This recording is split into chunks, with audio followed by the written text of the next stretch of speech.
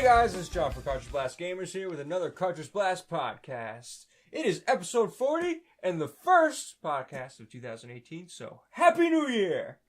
I am joined with Jonah and Carmine. We're trying a new layout this time around with a different table and different mic setup, so if it sucks, I am sorry, but it is the first podcast of the year. There's plenty of room to change in time. Why not try something new? That's right. And then go back to the old one. So anyway, guys, how you doing? Fantastic. How were your holidays? It's okay. It's okay. Yeah, pretty good. Yeah. Pretty good. You got anything fun? Got a lot of clothes. I got some nice... Should we have a Christmas? We had a post-Christmas episode. Or a pre-Christmas episode. We had a pre-Christmas episode. Yes. And then we had the stream after Christmas? That was after Christmas, We did. Right? Yeah. That was after Christmas. That was last weekend. Past Saturday we did the I would say flashback. it was before New Year's. Yeah. It was before New Year's. Yeah. So, but yes, what did I get for Christmas? Gaming related. I got nerd culture related fun stuff, John. Not socks. Well, I want to hear about your socks. I got a sweater. This is actually a sweater I got for Christmas, so it's very nice. It is very nice. Cozy. I came prepared to John's house today. I got one of the things gaming wise was a gift card for Amazon, so I was able to buy a game that I wanted to play for a while, What game? which was the Ghostbusters game with the original cast. They made one for PS3 and Xbox 360, and it's basically what the third film would have been, because they have all the actual original actors, and this was before Harold Ramis died, so technically you could look at it as the third one. Movie, yeah. And I never played it before, so I was excited to do it, but it was hard to find and a little expensive, but I was able to manage to get one used, but good condition for like $40. Nice. I got it for 360, so I can play it on my Xbox One. Hell yeah. Is it backwards compatible checks? Awesome. Yeah. Let's play that. The only problem is, Next stream. surprisingly, I thought it was co-op. I always thought it was co-op. It's not co-op. Yeah, it's not going up. But still, it's pretty cool. So I've been looking forward to play that. So, Anything to get the bad taste out of the new Ghostbusters out of my mouth, totally for. It's not that bad. Go ahead, at me. Don't at me. yeah, it wasn't that bad. Yeah. Anyway, what'd you guys get? Look at this face. We'll start with you since he's still angry. Yeah. I did actually. I got a brown sweater, and Stop with the sweaters. yeah, Cool stuff. I didn't get cool stuff. What I kind just of got socks clothes. did you get? I didn't get socks. Well, then it's not Christmas. and I got some pants. I got some sweatpants. I got one of them. That's basically it. You know what I got? Yeah, that was Pants fun. I'm wearing, also from Christmas. So Hell yeah. Since my job is somewhat outside, I got jeans with fleece on the liner inside. Neat. Yeah, it's pretty comfy. But anyway, did you get any games or anything? No games. Movies? No movies. No. I'm not to watch movies. Have you found anyway. life itself? Did you get to open life yet? I had a lot of food. Maybe that's my Christmas Oh, present. that's good. No, I'm always I gained good like with- 50 pounds Yeah, that's all I need really is food. Did we see Star Wars before or after the last podcast? before. Before. Okay. Because we were mentioning it, but we didn't get We didn't into talk details. about it because Yeah. it was like right after it came out. Yeah, that's kind of. I feel like that should be a vlog of some sort if we ever decide to talk about it. Talk about it. Because not everyone has seen it. I assume the people that want to see it have seen it, but maybe they're waiting till the, I don't know, hype or just the way the craziness with the theaters maybe could die down. Because it's still, I mean, it's past the $1 billion mark already. Yeah, it's made money. It's made money. I mean, It's say what you want about it. It made money, so. I feel like I need to see it a second time to like. Yeah, process it. Yeah. I feel like I was the same with Spider-Man Homecoming. And now that my son's into Spider-Man, he's watched it literally like a dozen times. Now you're I sick of enjoy it a little bit. I feel like I enjoy it a little bit more. There's a very key scene that I really appreciate that I didn't appreciate the first time that I watched Spider-Man Homecoming. And it was the moment on the boat where he jumps down and it's the arms dealer or whatever. He knocks everybody out. He does the web on the shocker guy. And there's this moment where he's like changing his webs and he's like, the other guy was actually a lot better with that. And quite frankly, I'm shocked. And then he does a web grenade. That was a Spider-Man moment. You and missed that? And I just, it just didn't it didn't hit me the right way the first time I saw it. But the 25th time I've seen it now. The 25th. Yeah, So I really yeah, appreciate that moment. And that's a Spider-Man moment. That's the Spider-Man I'm looking for. I never had an issue with that movie. It was just one of those things, though, where it's the same thing with Marvel, and we talk about this all the time, where it's just like, okay, that's a great story and all, but let's find out how Thanos gets here. Yeah. It's like, I don't care. We've seen how many Spider-Man movies, but I like the movie. I thought it was the second best Spider-Man movie. Spider-Man 2 with Tobey Maguire still stands as the best one. Just because this one, I guess, is more, it's just fun, but the second one just had that comic book feel to it. You know, the Tobey Maguire one. I always thought that was a perfect comic book movie because it had that. Like, Sam Raimi did a great job directing it to kind of make it seem like it's coming off the comics at certain points, the way, like, it cuts scenes. Yeah. When Doc Ock wakes up from in the hospital and he's, like, killing everybody, it just kind of has that, like, comic book panel feel to it. Did a really good job with it. But then Spider-Man 3 came out, and we all cried a lot. Yeah, Spider-Man... Well, I like the new Marvel movies, but they're just very bland to me. Cookie cutter. Yeah, exactly. I want them to stand by themselves. And that's the thing, like, you look at Star Wars, too, it's like, the new Star Wars took a risk. Marvel will not take a risk. They're going to stick to the formula at this point until, at least, for this phase. Iron Man 3. That was a Shane Black movie. Iron Man 3 was a bad Iron Man movie. But it was a good Shane Black movie, and I leave it at that. That was a movie I had to see twice, and the second time I enjoyed it. Yeah, and I understand. Again, that was another one they were trying to tell a deeper story when everybody wanted to just really go and see Iron Man 2. Well, you know what it was? They had Even though everybody hates Iron Man 2. They had the freaking amazingness that the Avengers was, the fun, the great, like everyone getting together. It was just off the charts with the scale of everything. Yeah. They had to find a way to reset everything. Yeah. Without scrapping everything. Yeah. So they brought you Spider-Man 3, which was kind of like, okay, let's kind of bring it down. This is going to be our new base. And then they all got better from there again. Yeah. I mean, to me, the whole second, what was it, the second phase or phase 2 is what they called it? Yeah. Growing pains? Yeah. Like the middle child? Well, no, I think you got Winter Soldier and well, that's the only one I like. Like, Dark World never made sense. Like, that was just underwhelming. Awesome, though. Of course. Fantastic. And that's the thing. What are they going to do now? Because it's just, like you're saying, they're enjoyable, but they don't really stand alone anymore. You're always wondering where the rest of the people are. How's it going to lead into the next big thing? It's like you have a bunch of diagrams that all connect together, and they're not really a piece until you put them all together. Yeah. Like you can't. It's not like the Dark Knight series where you could just watch a movie and enjoy it. Yeah. It's like, okay, this is fun. Now let's watch the next movie to see what comes out, what this leads into. So I'd like them to at least try like a parallel Marvel movie series where it's all contained. Well, I think the parallel style of like the Netflix series, like everything's going on in all the Netflix series, but nobody's making a mention of it in the movies. Well, that's why I stopped watching after Daredevil season 2 because I'm going to keep watching Daredevil. And I'm going to keep watching Punisher. Punisher was fantastic. Oh, I haven't seen it yet, but I just know it's great. It's just I haven't been in that mindset to want to just sit and watch. Everybody that's touched the Daredevil so far, like even like Elektra, I think Elektra's a really interesting character from Daredevil 2. What they did with the Punisher, fantastic, great. I don't know, Luke Cage, I can give or take, and at this point, Iron Fist, I kind of want to go away. And it got worse in Defenders. When I watched Iron Fist the first time, it was like, okay. Okay. And then when we watched Defenders, I was like, no, he just needs to go away. Yeah. But this isn't the Marvel podcast, so. Why not? Yeah, that's true. We ended up going on a little tangent. But, anyway. For Christmas, I got an Alexa. And I didn't get an Alexa. I got some gift cards and stuff like that. Alexa got you. Yeah, Alexa got me. I got an Amazon Echo Dot, mostly because of the Destiny functionality that I just needed in my life. But now I want a smart home, everything, to make my life awesome and cool. You want to be able to lock your doors and unlock your doors when you're at work? Just before you do anything to modify your house, just watch Smart House. Smart House. But that's the thing. Like you keep saying that.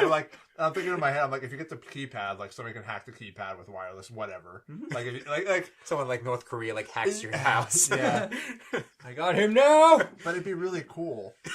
Why it lasted? You know what I mean? It'd be a week of fun, and then you're like, I feel vulnerable. My toilet flushed itself. Like how did it know? I had the Echo for like a day, and then I'm like already looking. I'm like, I can get a Roomba that actually can just clean up based on voice commands. I'm like, I think put googly eyes on it, so it's a little actual person. You know what's funny? Whenever it's some sort of entertainment, or entertainment system or technology or something like that, I always name it after the AIs from Marvel. So right now, my PlayStation 4 is actually named Jarvis. Jarvis. We had this weird thing happen for the Alexa, where I named it Friday originally, but then I was going to name it Karen after the AI for Spider-Man. Because my son's into Spider-Man right now, and I think it'd be really cool for him to go up to that. So you can nickname it a certain name. When I tried Friday, it responded to Friday. But it wouldn't respond to Karen when I changed the name. Oh, really? It's decided what it wants to be. I don't know. Like, that's the thing. It's already self-aware. And like I said, everybody's looking at me as crazy. Like, that's not a thing. And I know it's not a thing, probably, because if you just change the name, it's not going to start responding to it. But it was interesting that it was responding to Friday. And I promise you, it was responding to Friday. Also Alexa, but why was your name a Friday? Because Friday's the AI from Iron Man. It's the second AI. Let me just say that in Smart House, the AI learns and becomes a person. So just I'm not gonna create Ultron, Jonah. No, you're gonna create Smart House. What happens if you're like, hey, Friday, what's the weather gonna be like Friday? And then she just like shuts down. Because I feel like you're asking her an emotional question. That's why I try to change it to Karen. She needs deeper meaning. Yeah. And she didn't like it. Well, no, because the initial response is calling the name. The second question is after the fact. So the initial, like, saying Alexa, that turns her on, and that... Karen. And then what you're requesting is what she sees as being requested. We grabbed the low-hanging fruit here on this podcast. So, but, you got that for Christmas. Well, yeah, I bought it for myself, and yeah. So I got my Spotify, just be like, hey, play Rage Against the Machine, and it plays Rage Against the Machine. In spite of your rage. It can tell me a joke. You can ask it what's the difference between what was it, Ice Ice Baby and what was the other one? Under Pressure. What was the ones that were very similar together? There was a whole lawsuit. Ice Ice Baby and Good Vibrations. No, yeah. What you were saying. You can ask that, and she'll like sing it back to you and say, "There's a difference," and she'll sing the melody back to you, and she'll tell you jokes. You can have a story time thing where if you wanted to hear like a short story, a 5-minute short story, you can have like your kid come out there, and they do audio and read a story to you. Can it be in the voice of Christopher Walken? I don't know if that's what the ebook is. Good night, Moon. Good night, Cap. So video games. What's everybody playing? Jonah, answer the question. I jump into Destiny 2 every now and then. Yeah, I'm still playing here and there. I'm doing my milestones. I'm still not max power on one character. I'll do the other two too. Yeah. And the Forge. I have this newfound love of I want to get all the weapons from the Forge. I think I'm missing one. It's the Saint 14 one, probably. Maybe. Saint 14 is the last one that you get when you get all the weapons. Right. I don't have all of them yet. They're a grind. Yeah. Which is exactly what people ask for, but they're still whining about not having a grind. So. I got lucky by when I was doing strikes. I got the blue one. Yeah. 3 times in a row. Mm-hmm. So I just had those without having to like farm for like the 10 to make it into a blue one. Oh, okay. Yeah, so that was fun. But you go on a quest, I believe, for Saint 14 shotgun. Oh, I think I did that. I think I might have done that. I just didn't use it. Oh, maybe you just have to actually go to the Forge. And... Yeah. So I get that to the Forge. Did you see the grave? Because I think that's all part of that quest. I might not have finished it. Okay. I think I just did like a mission. To each his own. You like have a special mission. Son of a bitch. I'm playing Assassin's Creed as well, and I'm not that far in. How are you liking it? Very much. I like it. I like that it's not an Assassin's Creed game anymore. It's basically it's Dark Souls meets Witcher. Yeah, and it's fun, and I like it. It's more RPG than whatever it was. And I haven't really cared about any collectibles that are just in the world, if there are any. I didn't really pay attention to them. There's a few. There's a few. Like there's like treasure chests you can open up and stuff like that. Or yeah, but like in the old games, there's maps full of just like like the little things you have to like go up on the top of the tower and jump off, and the feathers and stuff like that. It gave me like headaches just thinking about what I had to do for it. So yeah. I'm glad. Well, there's something you have to collect like from a crafting element of it. Yeah, I know that. I haven't gotten into the crafting much. It's just done the tutorial, then I just started doing quests and main mission stuff. What do you think about the different weapon loot system? I think I like it. I think I like it. Yeah, because there's not much of a difference between everything. Yeah, and it's not like Zelda where your weapons are constantly breaking. Yeah, it just reminds me a lot of like Diablo and Destiny's drop loot system. Yeah. So I think I'm like into the familiarity of it. Okay. From the RPGs that I did play. How about that menu that looks exactly like Destiny's? Yeah. I mean, yeah, you know, with a little circle cursor that looks it's certainly exactly like Destiny's. It's certainly not strange to me. familiar. Yeah, so it's fun. It's fun. I have to get back into it. Yeah. I played a little bit of it. And I think I jumped into the Destiny expansion. I haven't gone back to it yet. One thing that has confused me with Assassin's Creed so far is I don't know what anything is worth. Like even like with the exotics, the yellows and the purples, the economy of it. Yeah, because I have an exotic chest piece and a bunch of purple weapons, and I am at like 2 hours into the game, maybe. Yeah, but you can upgrade all the weapons. Yeah, like that's the thing that you can do. You find a weapon, you can just upgrade it constantly if you want to. Like without it breaking. Without it breaking. Like game of the year. Zelda. Right there. Yeah, I'm actually hoping the next Zelda game is maybe similar to Breath of the Wild, just toned it back. This isn't a very big popular opinion. I really want like a Twilight Princess or like an Ocarina of Time. Like I don't want something. Yeah, huge. that's what I was thinking. I want to focus. And again, it comes down to time. I actually read something about how they said that the next one might be like very smaller. like similar. They're gonna keep the freedom of Breath of the Wild. Okay. But hopefully they don't keep the breakable stuff. Well, like you were saying, like the stylized, I like to see a Twilight Princess. Like I thought Twilight Princess was long enough and it was big enough. Like it wasn't a huge open world.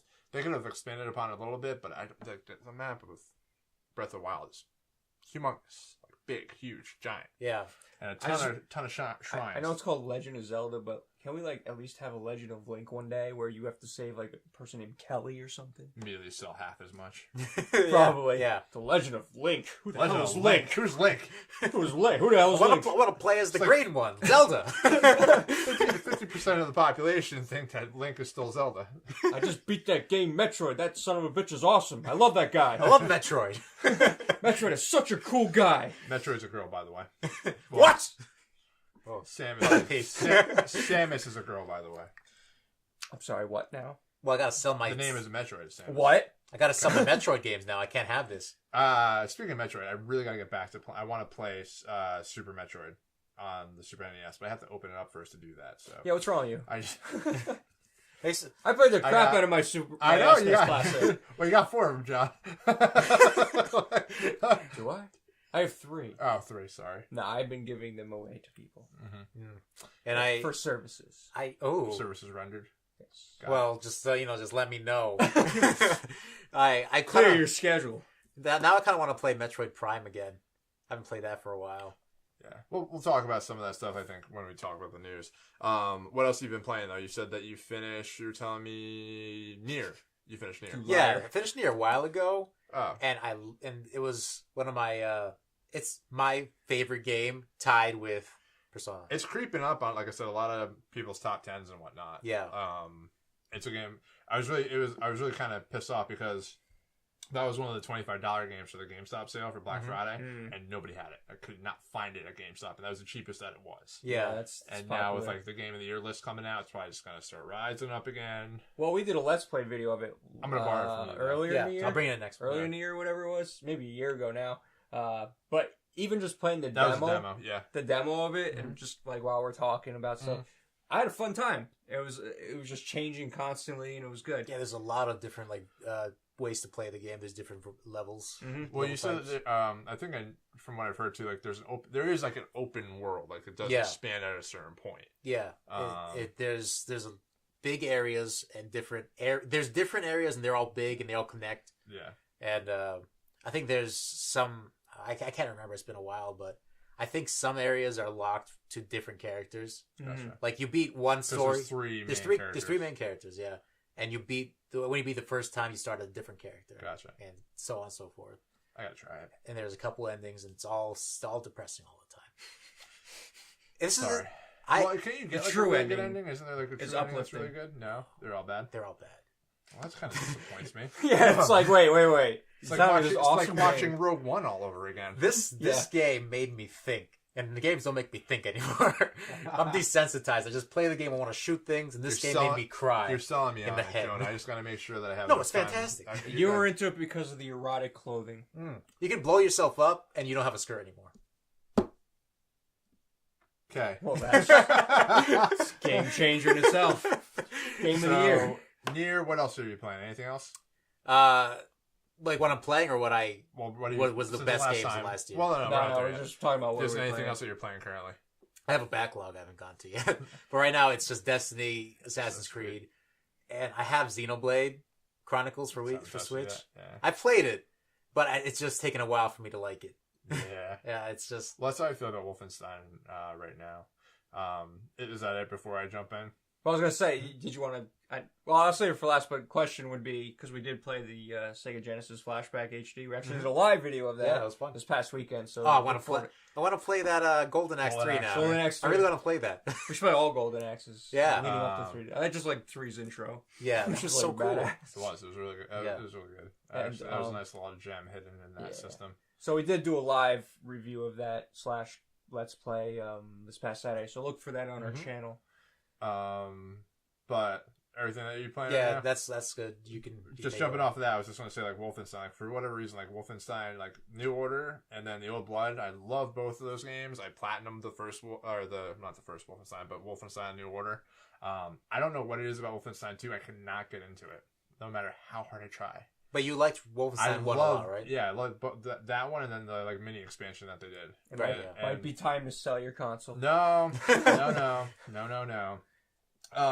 It's just kind of weird. Like, and I keep thinking about it this way. Like, I feel like Destiny kind of ruined shooters for me. Like, I feel like I have such an expectation of, like, I want to be on a constant power trip, or I want to be working towards something. And it seems like that's what Crackdown 1 did for me. Yeah, and it seems like with a game like Wolfenstein, like, I know there's a good story and everything like that, but I don't know if there's a payoff. Mm-hmm. Like my time in Destiny is shown somewhat because of the loot system. And there's, like, interesting characters and interesting enemies and whatnot. And I just, right now, like, I'm pretty early on in Wolfenstein, so if it gets crazier later on, and supposedly it gets kind of far out there later on based on some of the stuff I've read and heard. But I don't know, it's just hard for me to get into right now. I feel like it's just kind of, hold L2 real quick, shoot with R2, and it's just constantly... I think Destiny's missing a level creator. I don't know if we're ever going to get there. Or, like, an Inception story where everything's constantly changing, so nothing is the same thing. They kind of did that with Infinite Forest, but they abused it. And Infinite Forest. Jeez, there was so much potential with the Still idea. playing Destiny 2, by the way, but yeah. The idea of Infinite Forest, and they just dropped the ball there. Yeah. So the Infinite Forest, what it is that they pretty much, it's not procedurally generated, but they made different areas. It's like puzzle pieces. Yeah, the puzzle pieces that randomly link together.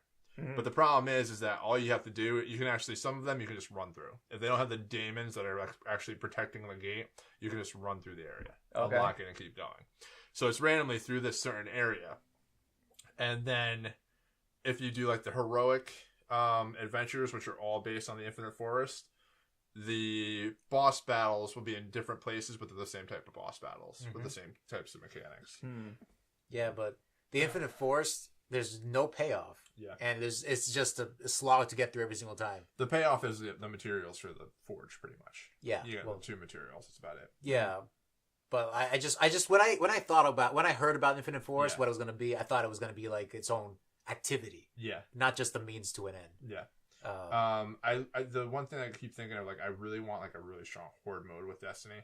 So, like, the spoilers, the past Mercury level that you go into when you're trying to protect the hive in, like, the first adventure that you do. Yeah. That is set up for a pretty awesome horde mode if you wanted to.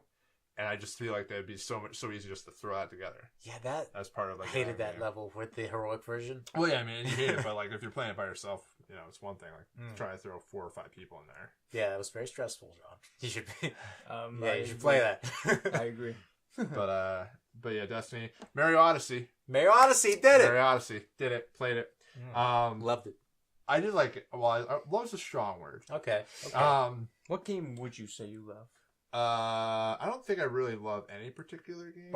You want to know the one game that consists? The one game that I always think back of, like, when I think of, like, the pinnacle, like, how I feel, or, like, what had an impact on me. I always look at Last of Us. And just the whole ordeal. And I had low expectations going into that game. How the story played out, how the ending unfolded, just, I don't know. Like, I don't want to say that's like a perfect game, but from gameplay mechanics, story, character development, that game to me is a masterpiece. Did that had multiplayer? It had the multiplayer too. It had online multiplayer. See, I played it once, I think, because I had like the pre-order DLC. It was different. It was something that needed to be done. I feel like that, though, the ending to that sort of how, like, Star Wars played out, where you weren't expecting something. You expected it to go one way, but then realized some people kind of felt like you were wasting your time now because of the way it ended. Like Star Wars, though, had everybody had their own expectation of what Star Wars was going into it. Last of Us was a new IP with no idea what universe you were walking into and what expectation you had. That's an opinion. Were people because I was actually underwhelmed by the end of Last of Us. That's because you're dead inside, John. It's probably true. I liked the ending. Might be of onto Last something. Of Us a lot. I liked it. It was the idea that Joel made a spoilers. I mean, it's really old at this point, but the idea that Joel made a selfish choice. You know what? I like that just because it was more real. Exactly. Yeah. It's very real. Because I'm tired of those. I'm not tired of them. I like playing still, but like this heroic people that will give everything up just for the greater good. Yeah. I don't believe that's real. Yeah, and that was the trade off, and that's why it was such a unique experience. It got to the point where I didn't even want to play at the end. I was like, no, I had a way this was going to end, and you're ruining it. Well, that's the thing, though. They give you the choice and they take it away, and sometimes that can ruin a game. For example, like Assassin's Creed, what was it, 3? Was the ending of Desmond's story? Where the god comes up and it's just like, she's monologuing and she's saying, you can either do this way or you can do that way, but then she doesn't give you a choice and then he sacrifices himself. I never got to the end of 3. I hated it. You didn't miss much. So it's one of those things where, like, I think that it giving a choice can work out in favor for certain stories, but not giving a choice can work out in favor for a certain story as well. But that's what, like I said, Last of Us is like one of those ones that like always sticks out. Like if I'm going to say like the one game I would recommend, if I can only recommend one game, would probably be Last of Us. Mm-hmm. Did Last of Us even have any big choices to make? No, they didn't give you choices. Exactly. It was just a story that they were telling. And at a certain point, they're like, "This is our story, and we're going to tell it like we want to." Yeah, so it wasn't really jarring to me when they took the choice away because it was an interactive movie. Yeah, well, that's true. I didn't really have a problem with that because it was a good story. And then so that's like I said, I like Mario. I thought Mario was great. It was fantastic. It was it was the blast of nostalgia. Me and Jonah talked a little bit about it. It's I like it because like it's very like I can go and check out certain things and get reward with the moon. So it has a constant reward system. Like if you're going off to a certain area, it's really interesting because like if you go off to a certain area and there's nothing there, they've at least put like hidden coins for you to collect. Mm-hmm. And there's been so many times where I go exploring, I'm like, all right, maybe there's a moon over here. There's not, but then there's the special currency they have for each of the worlds or kingdoms. How's the creativity level for it? Oh, good. I mean, the creativity was fine. I mean, the worlds weren't gigantic. Like, each kingdom wasn't gigantic. Well, what I mean by that, like, what's like... and art design. Because, Mario's always been, like, Mario 3. It's like, oh my god, I got a frog suit and all this, like, crazy. Well, like, now I have a giant boot, you know what I mean? And then it was kind of like Super Mario World. Well, the thing that I thought was weird, and I don't want to get into spoilers, but the ability to take over everything adds an interesting game mechanic on each of the worlds. Mm-hmm. So, like, each of the worlds, there's certain things that you could always take over, and then there's usually a special enemy type that plays into what you can take over and how you actually progress through not only the kingdom itself or your objective, but it also helps you find side moons or whatever else you might be looking for. But there's certain things, like, I mean, Jonah have talked about, like, the way that the boss battles were a little repetitious. Mm-hmm. I don't know if I can get into the details, but a little repetitious. They had some nice changes, like the secondary bosses that you might find, or throughout the campaign, you had some nice surprises. But there's a certain point that you get to, like, a halfway point, and that point is really cool, very nostalgic, really awesome, and it's only at the halfway point. Yeah. I feel like if that was taken closer to the end of the game, I would have came away feeling a lot better about it. But it was weird that awesome nostalgic, and you know exactly what I'm talking about. And everybody knows about New Donk City. So I'm just going to say, like, New Donk City, I liked it. Everything about that world is really cool. But I feel like because it was kind of placed at a halfway point, by the time I got to the end of it, I lost that feeling. Because there's about 4 or 5 kingdoms. There was nothing else that could keep up with that point. And that's the thing. Like it would have been nice to have another kind of throwback or kind of like a nod in a sense of. And like I said, at the end you go to a separate kingdom. I don't want to spoil it for you. But like a different character. Like you enter into a different world or a different kingdom that's within the Nintendo universe. Mm-hmm. Something like just a kind of a nod or a cool little sequence. I think would have helped that out. But people were like going crazy about the ending. I'm like, what ending are we talking about here? Like, why was this exciting? Yeah. But great game, fantastic, fun. I didn't want to put it down. Like it was a game that once I got going with it, I didn't want to stop. Mm-hmm. And it was one of those things where it was like, I'm just gonna go and get this moon. I'm just gonna go find over here and get this moon. Or I'm gonna get to another world and at least buy the new costume. Yeah. So I think all that stuff was done really well, but again, like it did kind of get long in the tooth towards the end. It got to a point where it was like, I want to finish this game. Do you think it was one of the better Marios of? I don't know. Like, what? How would you rank this of the Marios? I mean, I think from overall, I mean, I think Mario can only get better. I still think I have a special spot for Mario Galaxy. Mm-hmm. Like the first Galaxy was really, really good on the Wii. So if I was going to, it's probably a close tie between Mario Galaxy and Odyssey. But was Galaxy on GameCube? It was on Wii U. I'm sorry, on Wii. Just a Wii. Yeah. Mm. So that's right. That one was very, very different, and I feel like in some regards, and like I said, it's a completely new Mario game, but they do kind of play it safe on that Nintendo 64 Mario Sunshine type of gameplay that they've used in the past with just different kingdoms. But I think Galaxy was enough of a departure that was very unique. So I would say that probably Galaxy. And I didn't play Super Mario Galaxy 2. I'm assuming it was kind of similar. But I would say Galaxy was probably a little bit higher than Odyssey in my book. But yeah, it like I said, reflecting back, it might change. Yeah, for me, I think I liked Odyssey better than Galaxy.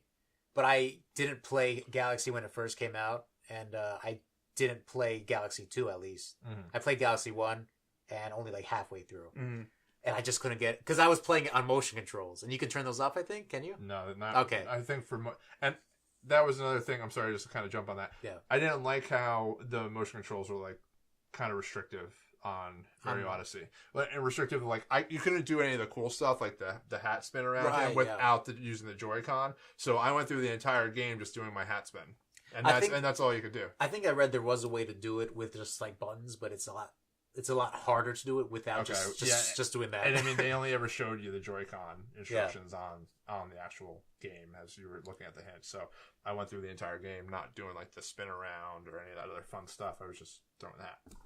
I did it sometimes. I was just playing and then I just shook my controller and that was it. Yeah. I just did it. And that's the thing. I played a majority of it on the handheld. Like I was just bringing it with me. I was playing it on handheld. Even when I was on my couch at home, I was primarily playing on the handheld. I finished it on the handheld. There was like only once or twice I actually booted it up on the TV. Yeah. I used the Pro controller most of the time, and so Pro controller's really good. Yeah, it was. I don't think I ever even played it on like the portable mode. Yeah. So maybe that would be a different experience. But I think I could definitely recommend this wholeheartedly for anybody that has a Switch. Should get this game. Yeah. This game is something special. And it's not, and I'm not going to take any more knocks of Zelda, but Zelda I don't think is as approachable as Mario Odyssey. So from my opinion, like if you want to get a game and jump in and kind of get and understand like why this game is, or why the system, why this game is kind of special, I think Mario does that very quickly, and very, very nicely. Mm-hmm. Zelda, on the other hand, there's a slight learning curve, combat's different, weapon breaking, doing the cooking and all this other stuff. There's a little bit more to understanding that entire world. Mario, you jump in, you get it. You're rewarded very quickly with like the moves and everything like that. So, did you play Galaxy, Jonah? I played Galaxy, only half of Galaxy 1, not Galaxy 2. Between the two, I mean, you finished this one, obviously, so that says something about it. Yeah, I think just because I might have not had a good experience with Galaxy or like played it in the wrong mindset, but I liked Odyssey better. I wanted a Metroid. Did you play Mario 64? Yeah, Did you beat that one? I beat it a ton of times. Yeah. That was like the one of two games I had on 64. Yeah. So that I just play that all the time. Yeah. So I love that. So, but like John, if you got a Switch, let Jonah borrow it. How Jonah let you borrow it? Jonah, I will let me borrow it. I got you. It's a fantastic game, but like I said, at a certain point towards the end, I'm kind of like, I just want I want to get to the end. And they kind of just keep pushing it away in somewhat annoying ways at certain parts because of the repetition of some enemies that I'm not going to talk about here. Okay. Did we get into what you played? No. What have you been playing? I don't play games. Well, we played a bunch on the stream, so what did you play? Yeah, so obviously the Sega Flashback. Watch that video. We played some games off camera, that too, you saw. Yeah, well, we played Vector Man. Vector Man. You played, was it not? I was going to say Starfish. But... Starfish. Starfish. Ristar. Ristar Was another one. Which is what would you call it? Like, sort of like a Sonic. It was like a mixture of Sonic, Pearl Jam, and I don't even know. Pearl Jam. I'm sorry. Pearl Jam. It's Pearl Jam and Earl. Toe Jam. Right? Toe Jam. Toe Jam. Pearl Jam. I was like, what? Good old Pearl. That's what it is. The Ristar, he just sings. He just sings Pearl Jam. That's how you beat the guys. I like Pearl Jam, by the way. Just in case everybody's wondering. If you're watching Pearl Jam, mind. sponsor us. So, but I also been playing the Halo Master Chief Collection. That's kind of how I spent my New Year's Eve. Did you get to Halo 5 yet? No, right? No, we're still playing Halo 1. Yeah. It's fun watching my wife play, and she Halo just 5. swears and gets all mad at me and stuff like that. I mean, it's your fault, John, clearly. Yeah. And then, actually, what I highlight was Ghost Recon, the Predator event. Yeah. If you guys haven't played that, if you have Wildlands, check it out. It's fun. If you like Predator. If you don't like Predator, you're not going to like the thing. But it's very true. It's very true to the movie. Go ahead. Yeah. So tell everybody about your experience. What was it like? So it's basically it's basically like the movie. They're very true to it. So it's kind of random. You have to look for it. If it's one of the not islands but areas. So if you just started playing the game, I think you have to unlock the whole one area first. Okay, so you gotta play the campaign. A little bit. I don't know. I couldn't be sure, but I know I just beat that area, so I was able to go to the next one. Lucky. Yeah. So anyway, you'll look on your map and you'll see the Predator Triangle if you're familiar with it, and then you go there and then it unlocks this mission. It starts out with this lady. She's covered in blood. She's like, "The jungle took them." So then you start going out with your squad. And I was playing it by myself, so I was playing with the bots and stuff. So they do a pretty good job. But then you start exploring slowly, and then you start seeing. I mean, I don't know if this is spoiling. I feel like I'd be freaking out the entire time. The pure fact that you're going up against anything like the Predator. Yeah. I feel like I would be like, I don't know what's happening. Yeah. I'd probably be shooting at random stuff that was like animals. Yeah. Like that's how freaked out I would be. Well, it's cool the way they do it. It's awesome. Obviously he's cloaked a lot, and he'll reveal himself a little bit. So that's when you attack him. And he's got his laser with his cannon, and it's accurate, it's fast, just like the movie. Is it almost like a boss battle? Like when he reveals himself? Okay. Absolutely. Does he drop like Predator-themed loot?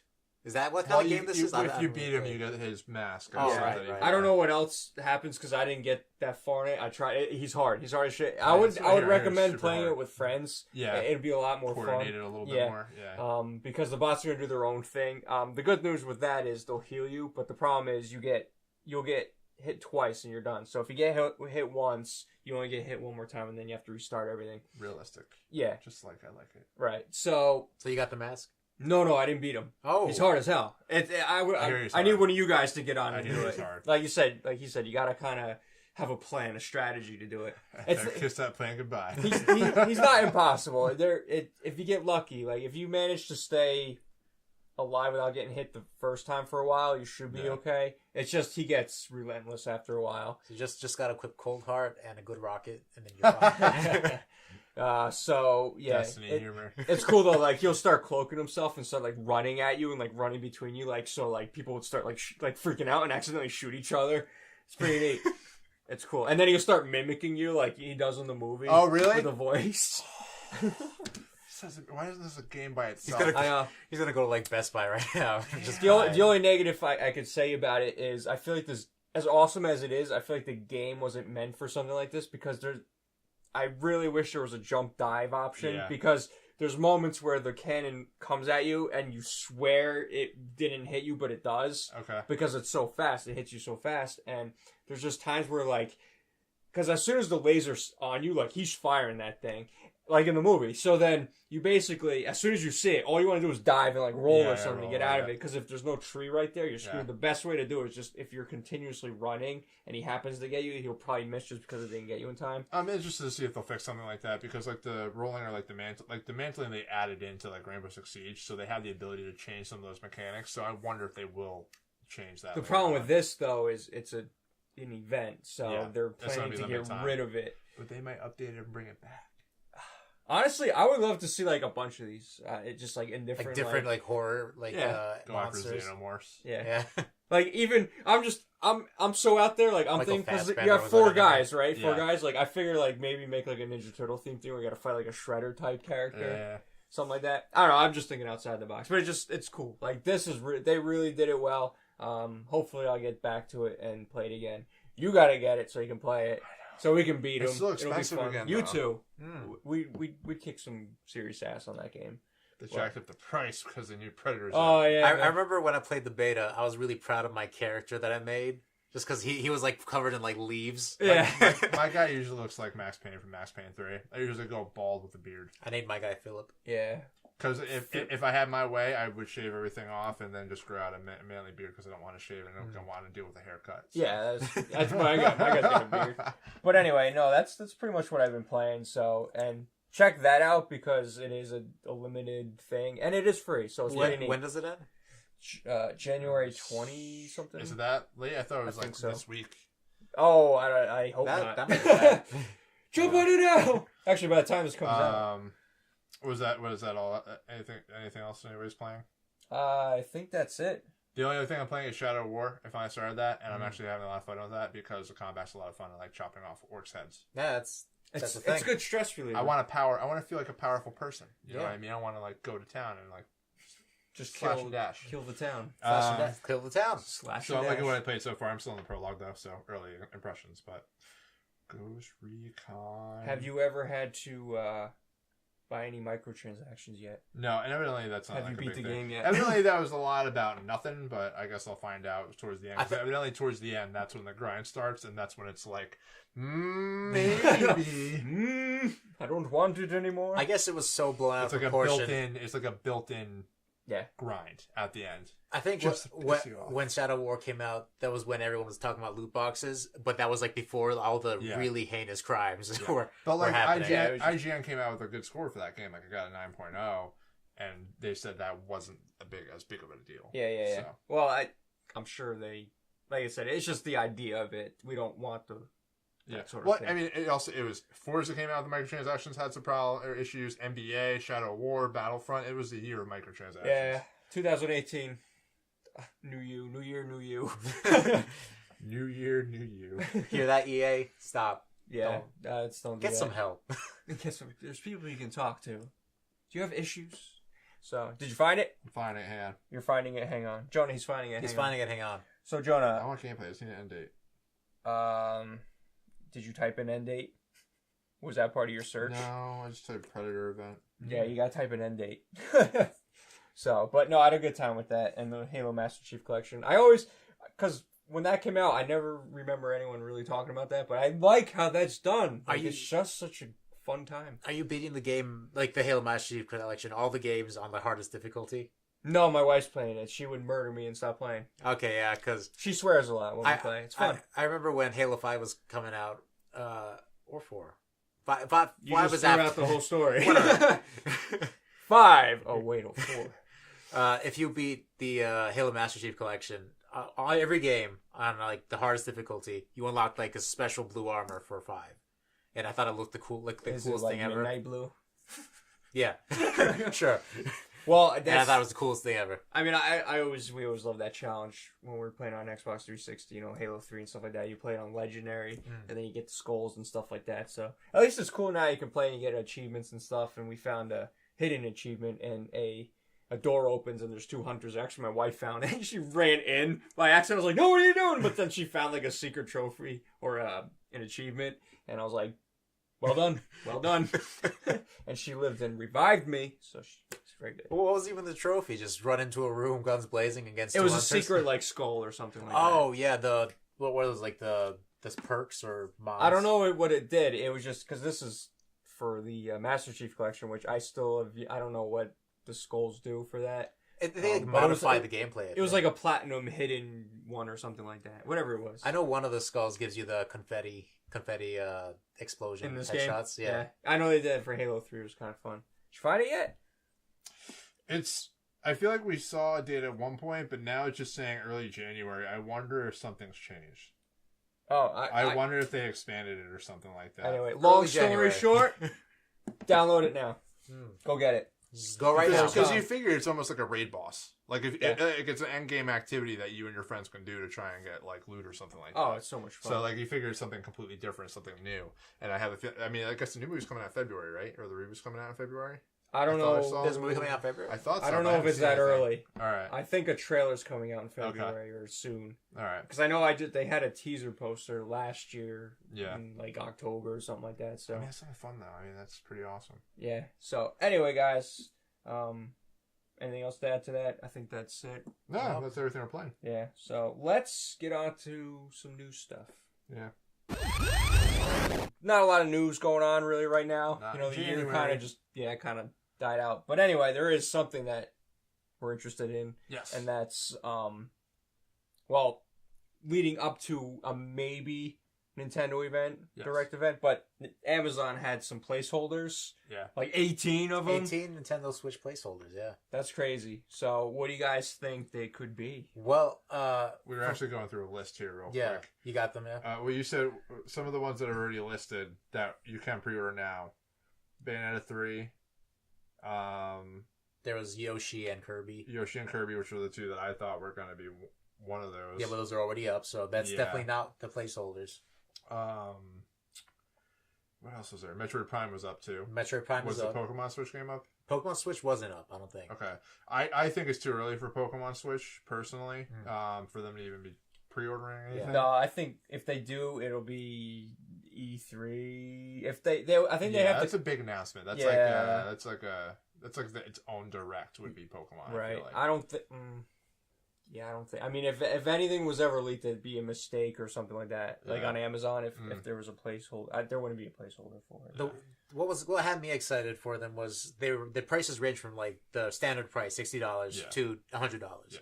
And so that means that some of these are special editions. Yeah. So maybe they're special editions of games that are already out or announced. It could be like Bayonetta. Yeah, exactly. Bayonetta 3 special edition, which I would be very excited for. Imagine if it was just one game, but 18 versions of the one game. I'm trying to think of fantastic.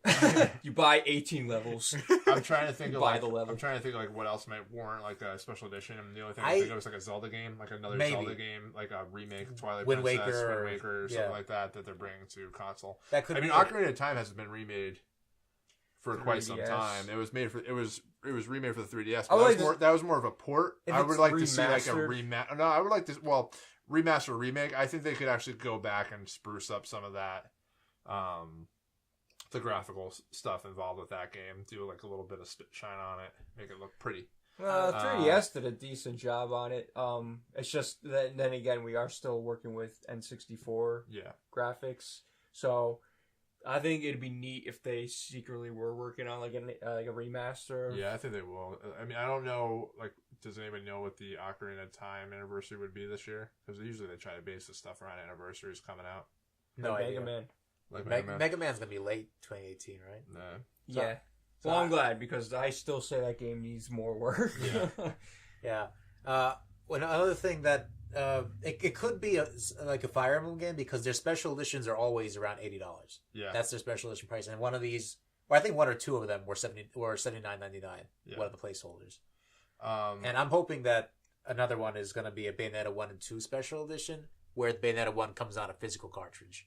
Yeah, because Japan has a version where it comes on a physical cartridge. Well, I think what they would do is they would make it a Bayonetta 3 pre-order, but they give you Bayonetta 1 and 2 with it.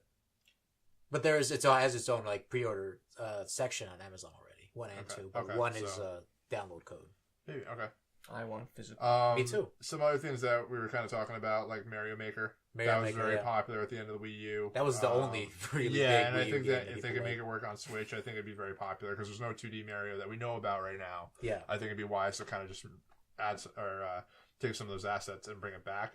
The only problem I think could run into an issue is that Mario Maker was very based around like the touch screen and actually dragging stuff and making the levels a lot easier. 3DS came out with one not too long ago. Yeah, it did. Yeah. But they also had the dual screens with the 3DS too, so they had that touch functionality. Yeah, I don't know. You're only dealing with one screen on the Switch, but I think it's very likely that you could get a Mario Maker. Smash Bros. Maybe. Smash Bros. I just don't, like I said, I feel like that's an E3 announcement, even if it is a remake that they're just bringing back. But who knows? I mean, Nintendo's doing their own thing right now. So and these don't necessarily have to be tied to a Nintendo Direct. It could just be like they're just brought in and then they'll be. Yeah, the Smash would be a big announcement because around the same time these all went up. Xbox One thing went up, a placeholder for a $240 item, a software item, and it had like a logo of E3 on it, announced at E3. So that's going to be a thing. Halo 6? For $250, I mean, unless... I feel like Halo 6 would be bundled with an Xbox One X, honestly, for next year. Maybe. I don't think it would be as slim. With another helmet. But a helmet that won't fit. I mean, with Destiny had a $200, $250 collector's edition. So this with a blanket. Glad I didn't get that one. Yeah, space blanket. Especially since it didn't sell out, it's not really worth it. Yeah, it's not. Kept people going live. Another one on here. So Metroid Prime, you said it was on pre-order already. Yeah. Nothing about the Pokemon game. Interesting about the Pokemon game, if Pokemon would get announced for the Switch, like say that's ready to go this year, which I doubt based on what we saw at E3 last year. Would they do 2 versions for the Switch like they've done for the 3DS? You know, it really pissed me off. That's what that would do. Honestly, you want to talk about microtransactions? Let's just split it up between 2 games and call it even. Honestly, I kind of want it. Why? I've been so brainwashed by Pokemon all my life that I'm like, I want both. I want them all, and I want 2 copies. So yes, I want 2 versions instead of one fantastic version with everything I want. Yeah. So I think it's a safe bet. There's going to be 2. I don't believe they get away with that. They always get away with it. Every single time they've gotten away with it. They've never not gotten away with it. Well, it's brainwashed in everyone's mind already. That's what I'm saying. And we're okay with it. We buy it. I know. Well, it's like when they had red and blue, and then they came out yellow. We're like, yellow and... Not just yellow. What the hell's wrong with you? And they kept that up for a while, the third and version. all it was red and blue now with Pikachu. Yeah, you start off with Pikachu. Yeah. Which is kind of bad just because you only have 5 interchangeable slots now and you can't get rid of Pikachu. But that was fun. Why not? I mean, he's your best friend. You can't leave. No, he's not. It was more based around the cartoon at the time. Yeah. That's what they were going for with that one. Animal Crossing, even though they had the mobile game out, I still think you can get an Animal Crossing out of them. Yeah. Because they love Animal Crossing. Dragon Quest you made a mention of? Yeah, Dragon Quest 11. Because we already know that it's going to come out on the Switch. It hasn't come out in Japan on the Switch yet. It's only been on PS4 and 3DS. So, but maybe they'll announce it. That could be it. They'll announce it like a cross-regional release as on the Switch. I'm trying to think of any indie titles that might have come out a while back that now have physical copies. I'm trying to think like Shovel Knight. Shovel Knight. I mean, they already had their physical copy. Shovel Knight's out on the system now. I don't know if they would do like a pre-order thing. Actually, I know that Shantae, the Switch version was announced, but that I don't think it's up for pre-order yet. So that might be one of them. So maybe something. I thought she was. She was on the Wii U and she was on PS4, but 3DS. No. She's on PS4. She's on a lot of things. Yeah, but there's gonna be a Switch version. There's a bug right up. There. It's a ladybug. It's good luck. Yeah.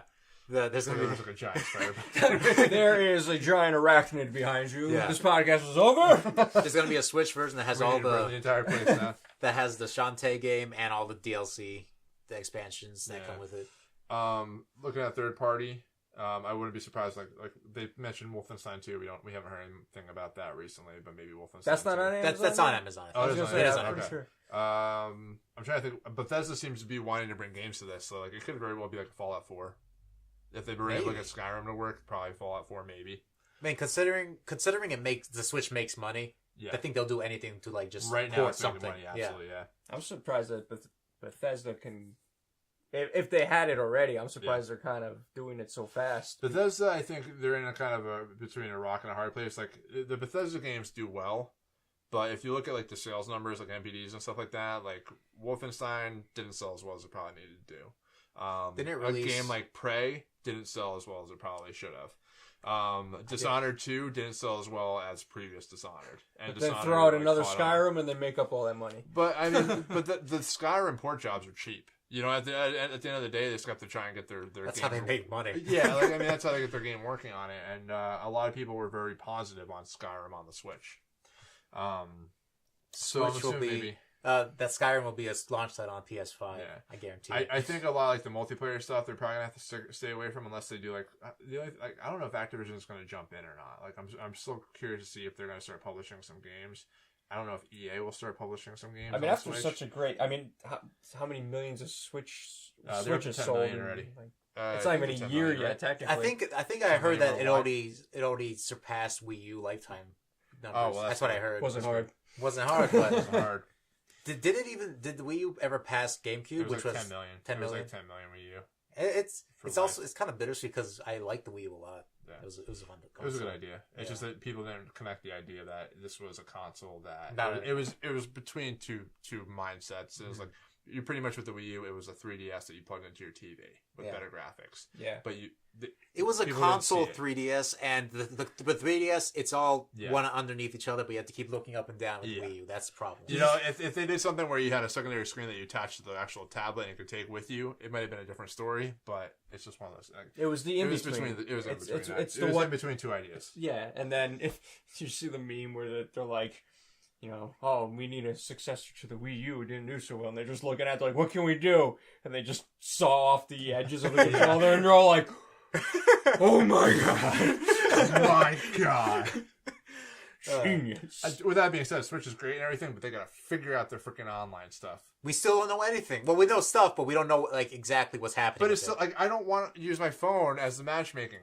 Like I want them to fix that. Is that There's fixable? no headphone jack. Is that just built into this thing now? Like you can't fix that with like I don't updates? know. I guess you have could no do idea. like a firmware update, but like at least add like a Bluetooth functionality or wireless headset thing, and just put the matchmaking and the game chat in there. It's probably a patent thing where they're just, since they're behind. I think it's a cost cutting thing more than anything else. I think it's a cost cutting thing. I think they wanted to get it down to $300, and this is the only way they're going to do it to save on some of the technology that was in there. Probably, it's true. They've done it before, but it's just it's definitely not. If it doesn't change, it's not going to be a party chat game game system. It's going to be for single player, and a lot of the multiplayer games will avoid it. Oh, that's the thing. Like the multiplayer games, like you have the close connection, like everybody sitting in a room, you'd be able to play. But I can't get excited for a multiplayer game right now for the Switch until they make that better. Because like even Splatoon, trying to get the same people that you want to play with in a party was like a chore. You had to like jump through obstacles to try and get everybody in the party. I feel like that, like you were mentioning it, the Switch is a great couch co-op. Yeah, absolutely.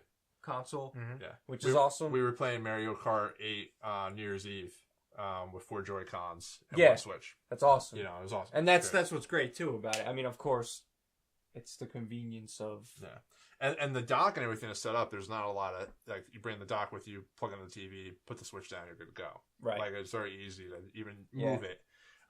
Like the one New Year's we did Smash with, I think there was the Wii U too. The Wii U, like that was a hassle. Like you had to set up the sensor bar and everything. I guess we didn't have to set up the sensor bar. We set up the sensor bar. We had the brick that I had to take with it, the other wires. We had to bring 4 Wii remotes or controllers. I can't remember what the case was. But it was just a hassle. Yeah. I mean, it was fun once we got But yeah, so as far as like everything else, I'm assuming we could have another Fire Emblem. They seem to love Fire Emblem lately. It's becoming like their Call of Duty. Like I feel like every year there's a Fire Emblem game. The hero, the Zelda hack and slash game that was based like Dynasty Warriors. Heroes. Zelda Heroes. There's Hyrule Heroes. Hyrule Warriors. Oh, that's it. Yeah. So Samsonite. I was way off. So something like that, I could see them bringing back. I think Wind Waker would be a really easy game to bring back. I feel like they're going to have a few big announcements this year.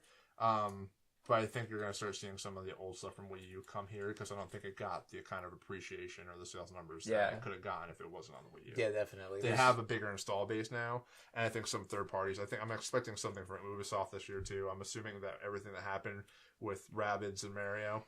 That was apparently a good game. It was a good game, and it did really well. It was a lot of people's top 10 lists and everything like that. I'll continue to boycott it. I hate the Rabbids.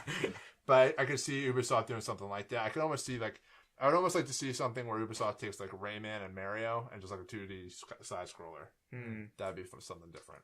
So I think we're gonna see some stuff, but yeah.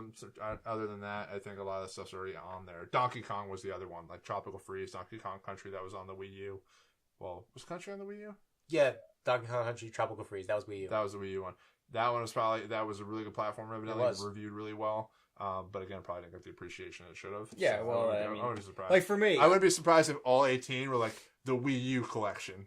Yeah, exactly. Like these are all the games that you missed on Wii U that we're now bringing to Switch for your convenience. You wanted them. Yeah, they're here. Nintendo too does it to themselves because they never drop the price fair enough for people to get it. Now I was even looking for a Wii U maybe last year. Like I thought I could find one cheaper. Yeah. No, they're still almost the same like retail. Well, the thing price. is too is that you can play Breath of the Wild on them, so there's still a secondhand value right now because you can go and play Breath of the Wild instead of getting a Switch. And it's kind of cheaper than just buying the Switch and then getting the Switch. Well, that's what a lot of people did if they had the Wii Pro U controller. And was that technically the last Wii U game released? Yeah, for the Switch. Yeah, I'm sure. No, for the Wii U. Switch. I mean, I'm sorry for the Wii U. There'll never be another Switch that game. was the last Wii U game released for the Switch. I think the proper Nintendo game for the Wii U. Yeah. I'm sure there was like SpongeBob something or other, or some sort of stupid like. I'm pretty sure there's still like shovelware Lego games. I'm sure I'm sure the last game that's going to be sold on the Wii U is going to be a Lego. It's always like you look like you're living in this world, and all of a sudden like you hear on the news randomly, it's like, oh yeah, as of today, the last PS2 game sold. You're like, wait, what? Oh yeah, well, I mean, we had a SNES game sold like on June. Yeah, PlayStation 3, PlayStation. Yeah, those consoles sell like in like Latin America still. Like that's what they make them. That's why PlayStation is still offering free games for PS3 because there's still a big group of people that are using their PS3. Because they went to go get a PS4, but their day one update with their slow internet, they're still waiting for it to update. Yeah, but they've almost sold 80 million. So who really wins? I do. He patented that. So. I was just saying that's why they're on PS3. But overall, Nintendo's really hot right now. Like I said, I wouldn't be surprised if like all 18 titles were all, hey, these are all the Wii U games that you missed. Well, there they are. That's my fear. Like I don't want them to announce Smash Brothers game and then just be the rehash of Wii U. But like there's some other games on. There's other games on there like Wonderful 101 was evidently really good. It was a platinum game. You have a problem with that. I didn't play it, so I bought it when it came out, and it was very interesting, and it looked cool. I like the stylization, and it tried to take advantage of the Wii U's hardware. Yeah. And at the same time, no one really knew how to take advantage of the Wii U hardware. Yeah. So it was very awkward and kind of like annoying to play. What if Nier came to the Switch? I don't know. I don't want to be sad again. Yeah. The greatest game of all, but I'd play it again. I don't have the heart to play it again. But I don't think I'd live. I think it would work fine as like a portable thing. But EA's going to come out on the Nintendo Direct and be like, we just ported Mass Effect Andromeda to the Switch. How do you think that would sell? One. You want to know what? Because it's on the Switch, I almost want to say it would sell better than it has so far. It'll be hilarious. Because everybody's asking for games on the Switch right now because it's so portable. It'll be funny though because the big thing about the game too was it was gonna be in 4K and stuff like that. Yeah. Imagine it does well on the at 1080p. Yeah. The other big game like Mario 3D World, that was a really popular game. 4 players. I could see that coming back, or maybe they do a sequel to that, like Super Mario World 2. Yeah. Captain Toad showed up a few never played times in Mario Odyssey, but they had its own like title, and it actually looks fun, but I would never buy it. Yeah. It's still too expensive for what it is. But it's one of those things that there's some good titles on there that I think would work well on Switch. If people are asking or clamoring for Switch games, this would be the easy way for Nintendo to just be like, you get a new game, you get a new game, you get a new game. Yeah. So. Yeah, it's interesting to see what these 18 placeholders would be. But I for some reason, I do feel like there could be some indie, but indies usually are a little bit cheaper. Well, indies too, a lot of times they just will cut out the middleman and not sell the hardware. Usually, like if they're going to do physical, they're usually like the bigger budget games and Nintendo games, the third party games, and then eventually, there's really no I feel like there's no reason to come out with a hard copy for the Switch with like Shovel Knight. Like I don't think like Axiom Verge is on there now. I think a lot of the indies are just trying to get it digitally to that system at this point. The biggest problem Nintendo's having is that some of the third parties are running out of space, and then them delaying the 64, the higher gigabyte, whatever, card that they did. Yeah, it's going to piss off some publishers at the end of the day. So yeah, I think that's a strange thing. I don't know how they would remedy that unless they. I think they're gonna have increased cards sizes. So they'll have, I think, what is it, 32? Well, they're saying that there's supposed to be a big one that was coming out, but they delayed it for. They delayed it, yeah. But I mean, you could like SanDisk, they had a 250 gigabyte card now. I should get that. They actually had it on sale not too long ago on Amazon. Yeah. So that's interesting. But things like I feel like if they decide they're going to bring Bastion out, or they're going to bring Transistor out, or the newest game that group did with Pyre, like they would just release that in Nintendo eShop, like it'd just be out. Like I don't think they would need this big launch and pre-orders or anything like that. It'd just be out. Yeah, so. We shall see. But that was the biggest news item, pretty much. Do you think? What do you expect the Nintendo Direct to be about for the most part? If they do a Direct, like I said, I mean, it's still up in the air. They probably would. I mean, you would hope so because they got a lot of Switches out there. People need to see what they bought into, so they got to show some stuff. Bayonetta, I thought Bayonetta was awesome. I like Bayonetta. I played the first one. I never got around to the second one. I don't think I beat Bayonetta 1. I wanted to. It's just I was like, I don't want to play my Wii U right now. So I feel like I would play the Bayonetta games on the Switch. And Bayonetta 3 looks pretty cool from the small little bit that they did. Mm-hmm. Fun hack and slash them up. And they definitely Platinum knows how to make a Bayonetta game, because 1 was great, 2 was better than 1. I heard 2 was fantastic. Like that was really, really highly rated. And I'm hoping that 3 is just going to be just like, okay, I play other games. This is amazing. So I would, like I said, I think they might follow that kind of formula and do the same thing like Super Mario 3D World. Like, hey, Super Mario 3D World is coming out. We're putting it on Switch. And by the way, announcement, we're going to do Super Mario 3D World 2. Oh. For the holiday or something like that. Get another Mario game out People might not be very happy about that. Because when 3D World did get released or announced, they were like, this is garbage. We want a real 3D game. Well, they got Mario Odyssey. They got Odyssey, but people are ungrateful. And now they need a couch co-op game that people can sit there and play. Yeah. That's true. And I did like Mario 3D World a lot. Yeah, I barely played it, but I mean, it was like one of those things. Like I sat down with a friend or something like that and played it. I'd play it, but we could live stream it. We could. I have it, and I have a Wii U. It's over here. It's here. It's at studio, waiting to be played. So anyway, so that's pretty much the news that was around. Yeah, I mean, there's some other stuff, but that was the biggest thing, I think. Yeah, so let's talk best and worst of 2017.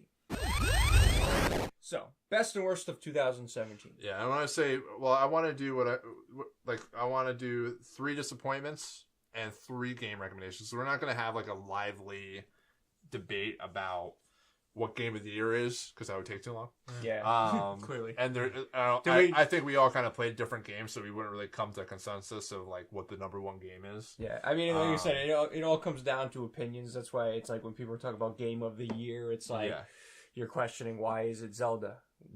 Like I said, I mean, why is it Mario when Horizon Zero Dawn was such an amazing experience? Yeah, but at the same time, like a lot of people have started poking holes in Horizon, even though I liked it a lot. Well, there's the thing is, wait, what holes are they poking? They're poking. Whoa, hey now. A lot of people had some issues with like the characters you didn't really care about. They were kind of like dry characters and stuff like that. I mean, you mean like side characters? Yeah, like the quest characters and whatnot. Who gives a shit? Yeah, I mean, it's so fun. It was a fun experience. Like that's the side. You're not meant to care about them. Like, yeah, you're not really. I can't think of a game. I mean, I guess Monster Hunter would be a game similar, but I can't think of a game where I'm fighting this giant dinosaur T-Rex robot thing, and I have to chip off different parts in order to get his weapon and then blow him up with his own weapon. Someone hasn't played Barbie's Dreamhouse. That is an experience. But I want to end on a high note though. So let's do 3 disappointments. Okay. It could be gaming news, a game that you played, whatever the case may be, and then we'll end on a high note for 3 recommendations for the year for games that we played. Disappointments. Let's go first. I think a lot of us are going to have the same kind of stuff. Yeah.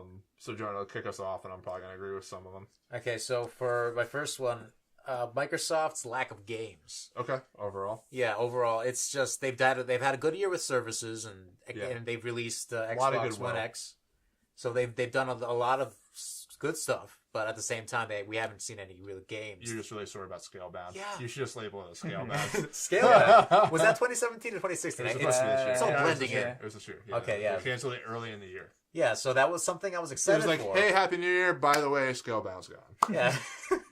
Yeah, Might so have not been a happier New Year. that was upsetting. That and also there's just games that they announced that are big that are just delayed, like Crackdown. Entire library got delayed. The game that I keep always forgetting about that I would probably be pretty excited to play, State of Decay. I always completely forget about that game and it's being made, but it keeps getting pushed out. So like Crackdown got pushed out, Sea of Thieves got pushed out, State of Decay is in spring. All these big budget games are now here in 2018. So they ended the year pretty much with Cuphead, and then a buggy version at least off the bat with PUBG. Yeah. Cuphead did well though. That sold 2 million. I just don't know if Cuphead's necessarily a system seller. And it's also these two games are not first party. They're just they're partnerships with other companies. So Microsoft needs to show that they're able to make first party games.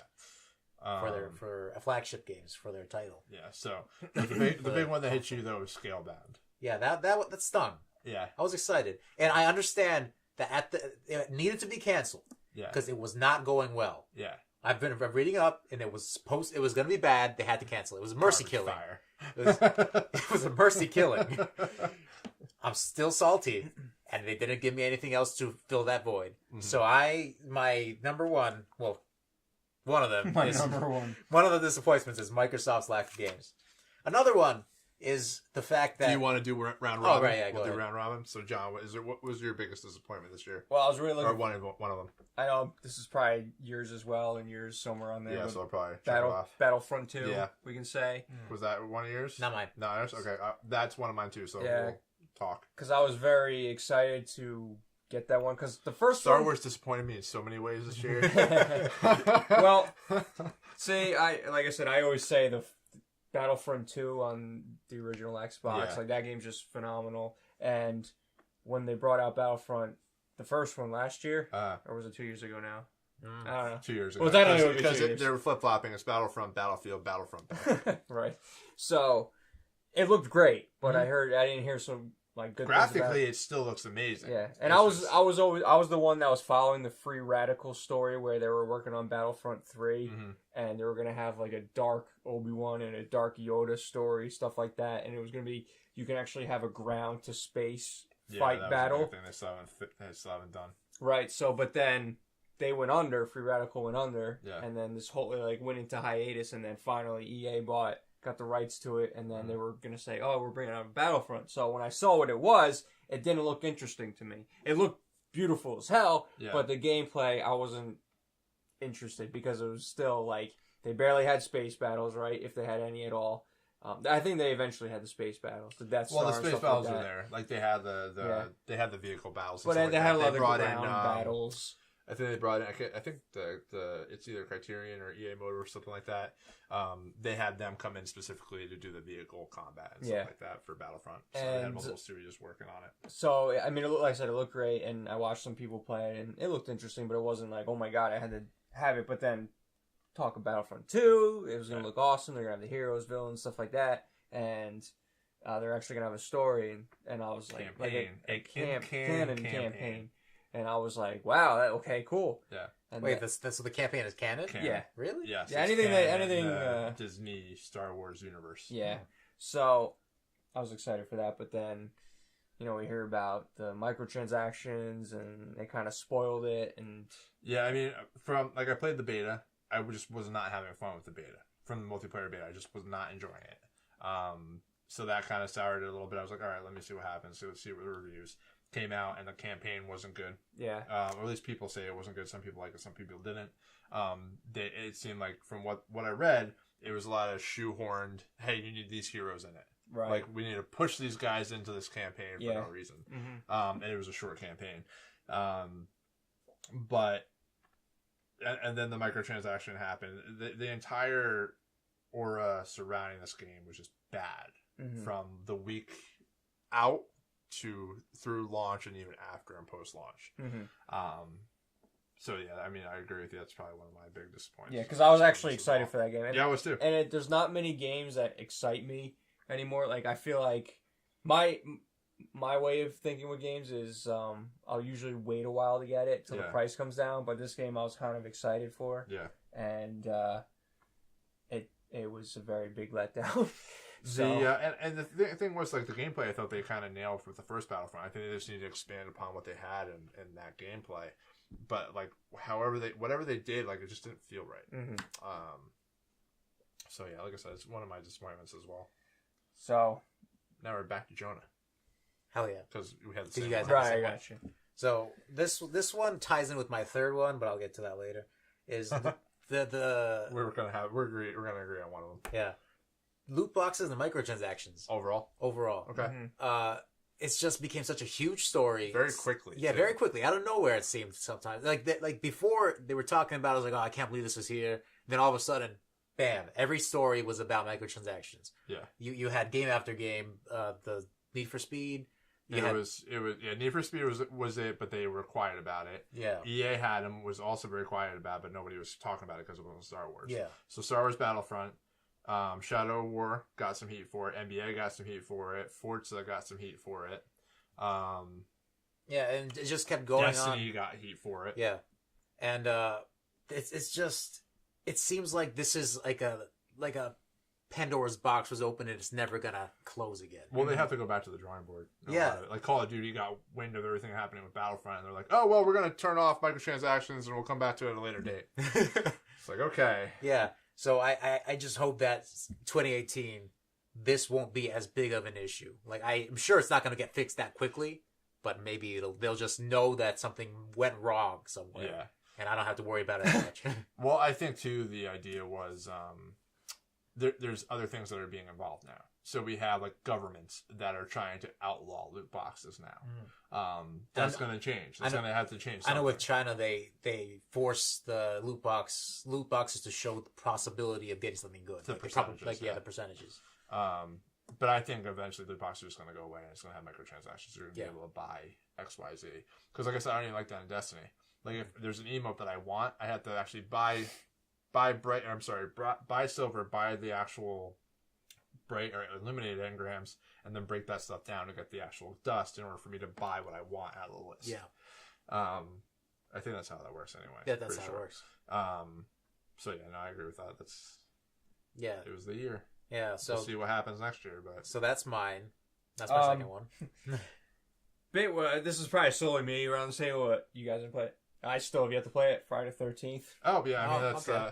I mean that's not crazy. Yeah, there's a lot of people that were upset about a lot of the stuff that happened. So obviously the game comes out and people were having issues from day one already, and they were playing it. When you get to play it, it's fun. I've seen videos of it being played. It looks awesome. I wanted to get the Predator. Exactly. So I wanted to get the physical copy. I was going to wait. I didn't want to buy digital. I don't know if it was limited, but you had to pre-order it well in advance. Yeah, for a while, and then it came out in October.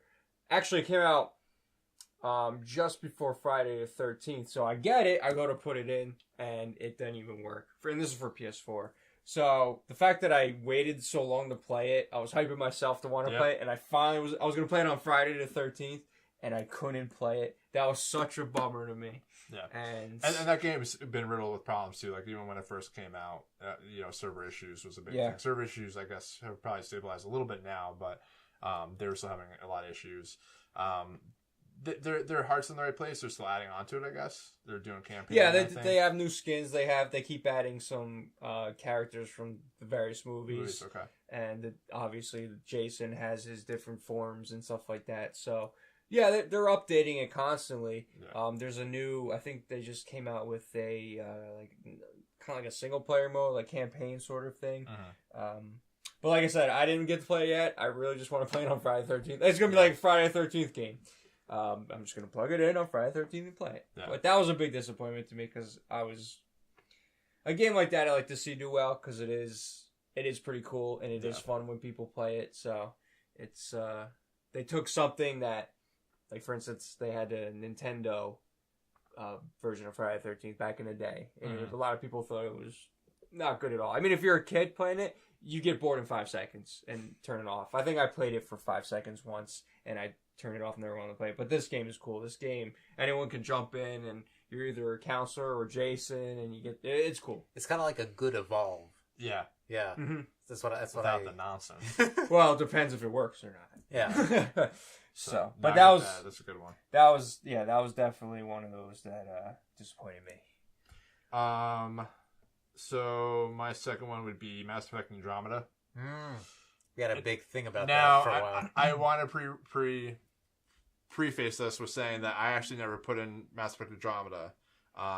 This is solely just, and I bought it, I just never played it. Right.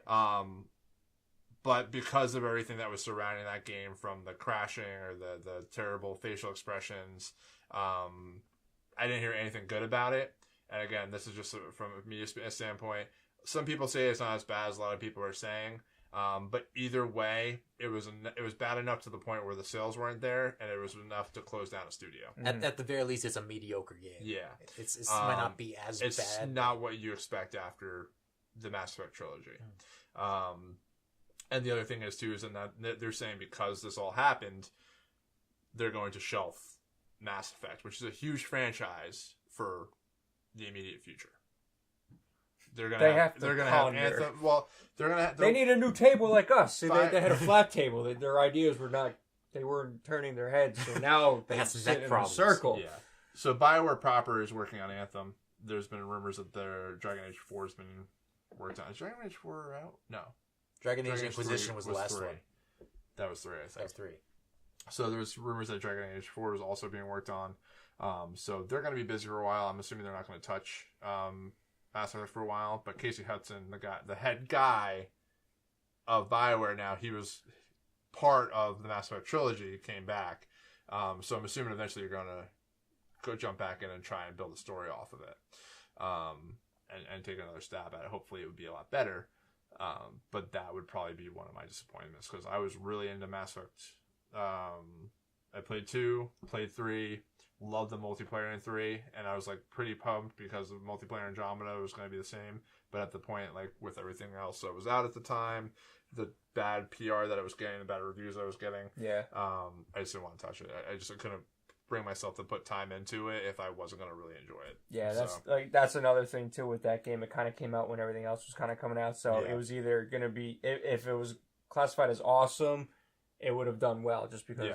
But the fact is, like, there was like one bad review and it just started trickling down, and then it was just like, all right. And then you had all the animation problems that were like on a YouTube clip. You know, of all the problems that I was having. So with the eyes. Yeah. It was a big thing with the eyes. They looked like Chucky dolls. And they tried to fix what they could, but it was just one of those things that, like, it was just like, I can't waste my time and then, like, be underwhelmed. I didn't hear anything amazing about the story either or anything like that. Like, even the main characters that they had just weren't interesting enough to kind of bring me in to try this game. Yeah.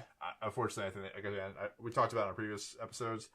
I think they need to go back to a Shepard story, whether it's a prequel, whether it's they've come up with some crazy explanation of how they do like a parallel universe thing. Yeah, you have to have characters that you're already invested in, I think, in order to bring the series back to where it was. So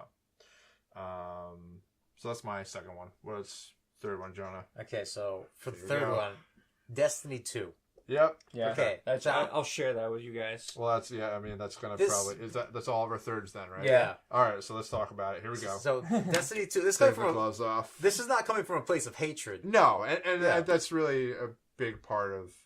It's a good thing we got that out there because this the only reason this is not my most played game of the year is because Destiny 1 was alive for the first half of the year. Yeah.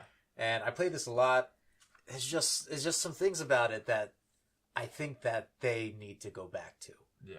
Like, there was so much in the at the end of year 3.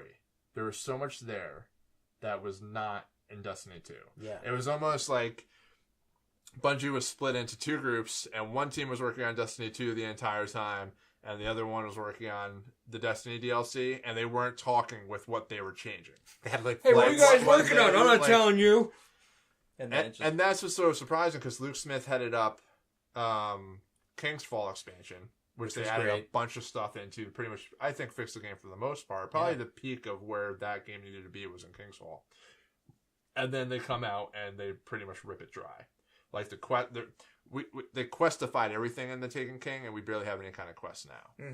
And that was a lot of the replayability.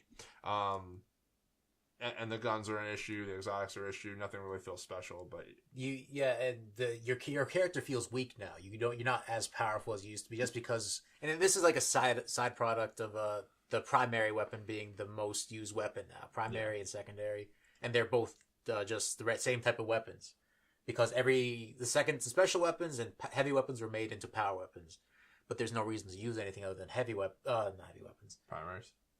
Well. The superpower weapons. Yeah. There's no...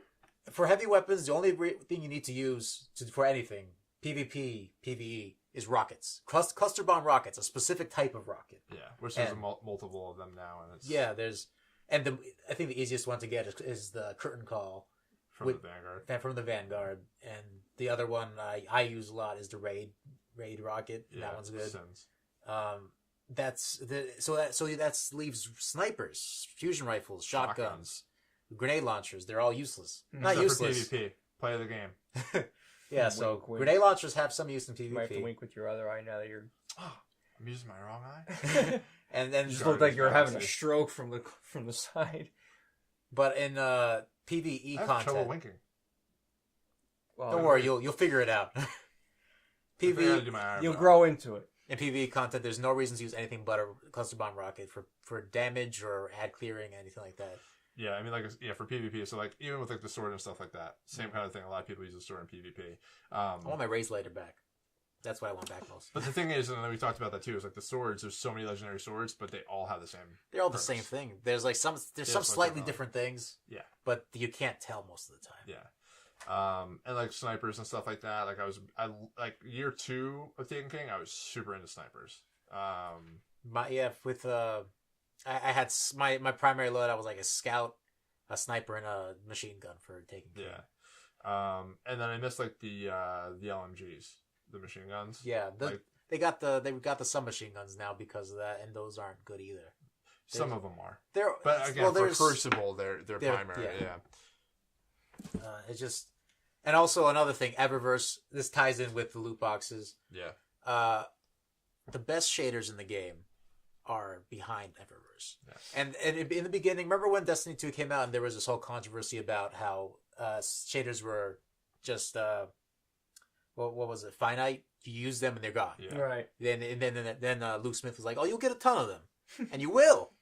The shit ones from the planets. Yeah. You open boxes, you get like a poop gray one from IO. You're not going to use that. You want to dismantle it, but you can't. You have a stack of 500, and you can't dismantle it because you have to do it one by one.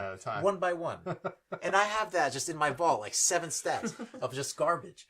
And I don't want them, but I don't have enough Eververse shaders, which is the one I only want to use. Mm-hmm. The big thing I think that from the Eververse perspective, a lot of people are still upset about, and they said they're going to change it with the next Iron Banner. You're going to have Sparrows, ships, and ghosts and whatnot they can get from packages for Iron Banner. But all that cosmetic stuff, the ghosts, the ships, the Sparrows, the only way you were getting that stuff was from Eververse. Yeah. And another thing, I want to talk a little bit about this current event, the winter event. Yeah, which I've given up on. I'm not even doing the gift thing. Yeah. Okay. So for this I'm playing Mayhem, but you know how you get you go into the tower, you get a gift from Ikora once a day. Yeah. The gifts you get when when you dismantle Eververse items, it gives you dust. Yeah. Doesn't give you dust. The gifts don't give you dust, and they stack. And if you get a shader from a gift and a shader from an engram, they stack differently. Because one gives you dust, another one gives you a legendary, a single legendary engram, and that's just the cheapest shit I've ever seen in my life. Yeah.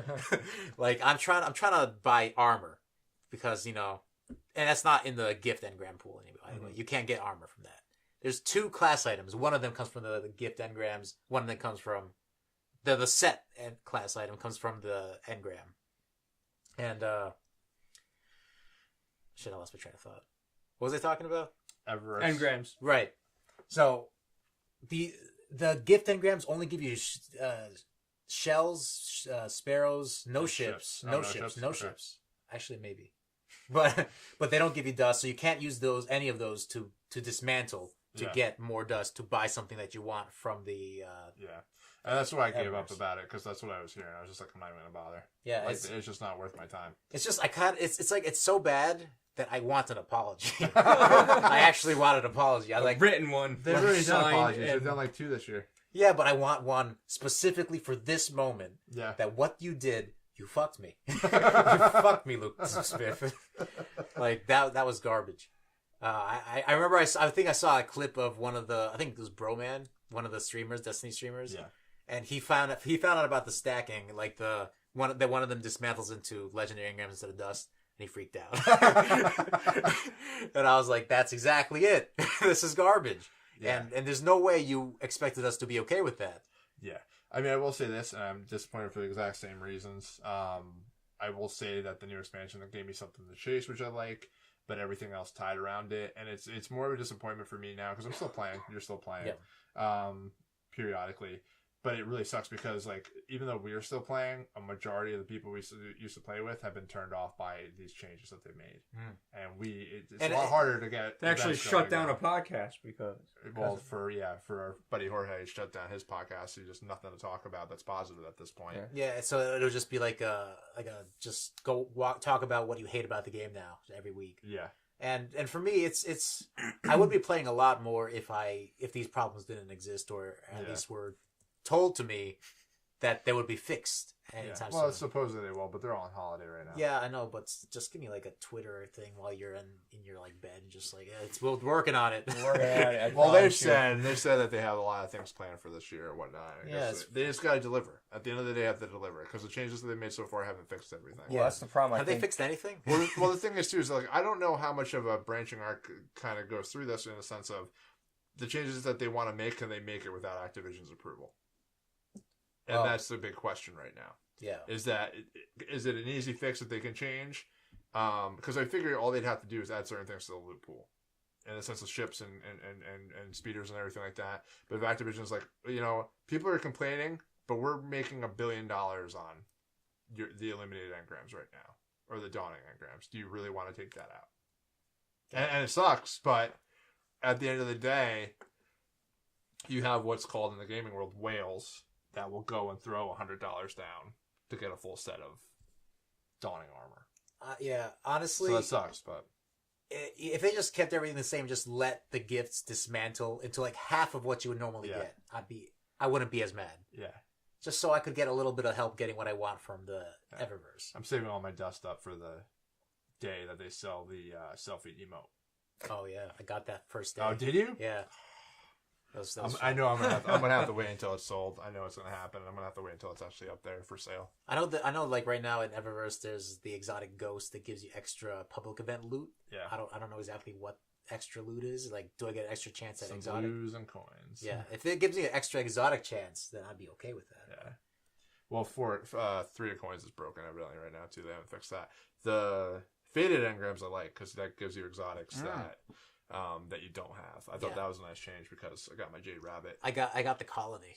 Yeah, I haven't gotten the Colony. I'm hoping I'll get that next week. It's fun to use. I wouldn't use it most of the time though. Yeah. So, what's your disappointment with Destiny 2, John? And we'll wrap this up and go into some positive stuff. I mean, mine's the quick version of it. You guys played more in depth. Yeah. Well, you guys are the Destiny 1 players that crossed over. Yeah. Right? Me, I'm the Destiny player that fell off of Destiny 1, was really hoping to get my feet wet with this game. I played it, and then like I had fun with what I played, but then like I'm going through the campaign and stuff like that. To me, the campaign felt flat. The end boss is a joke.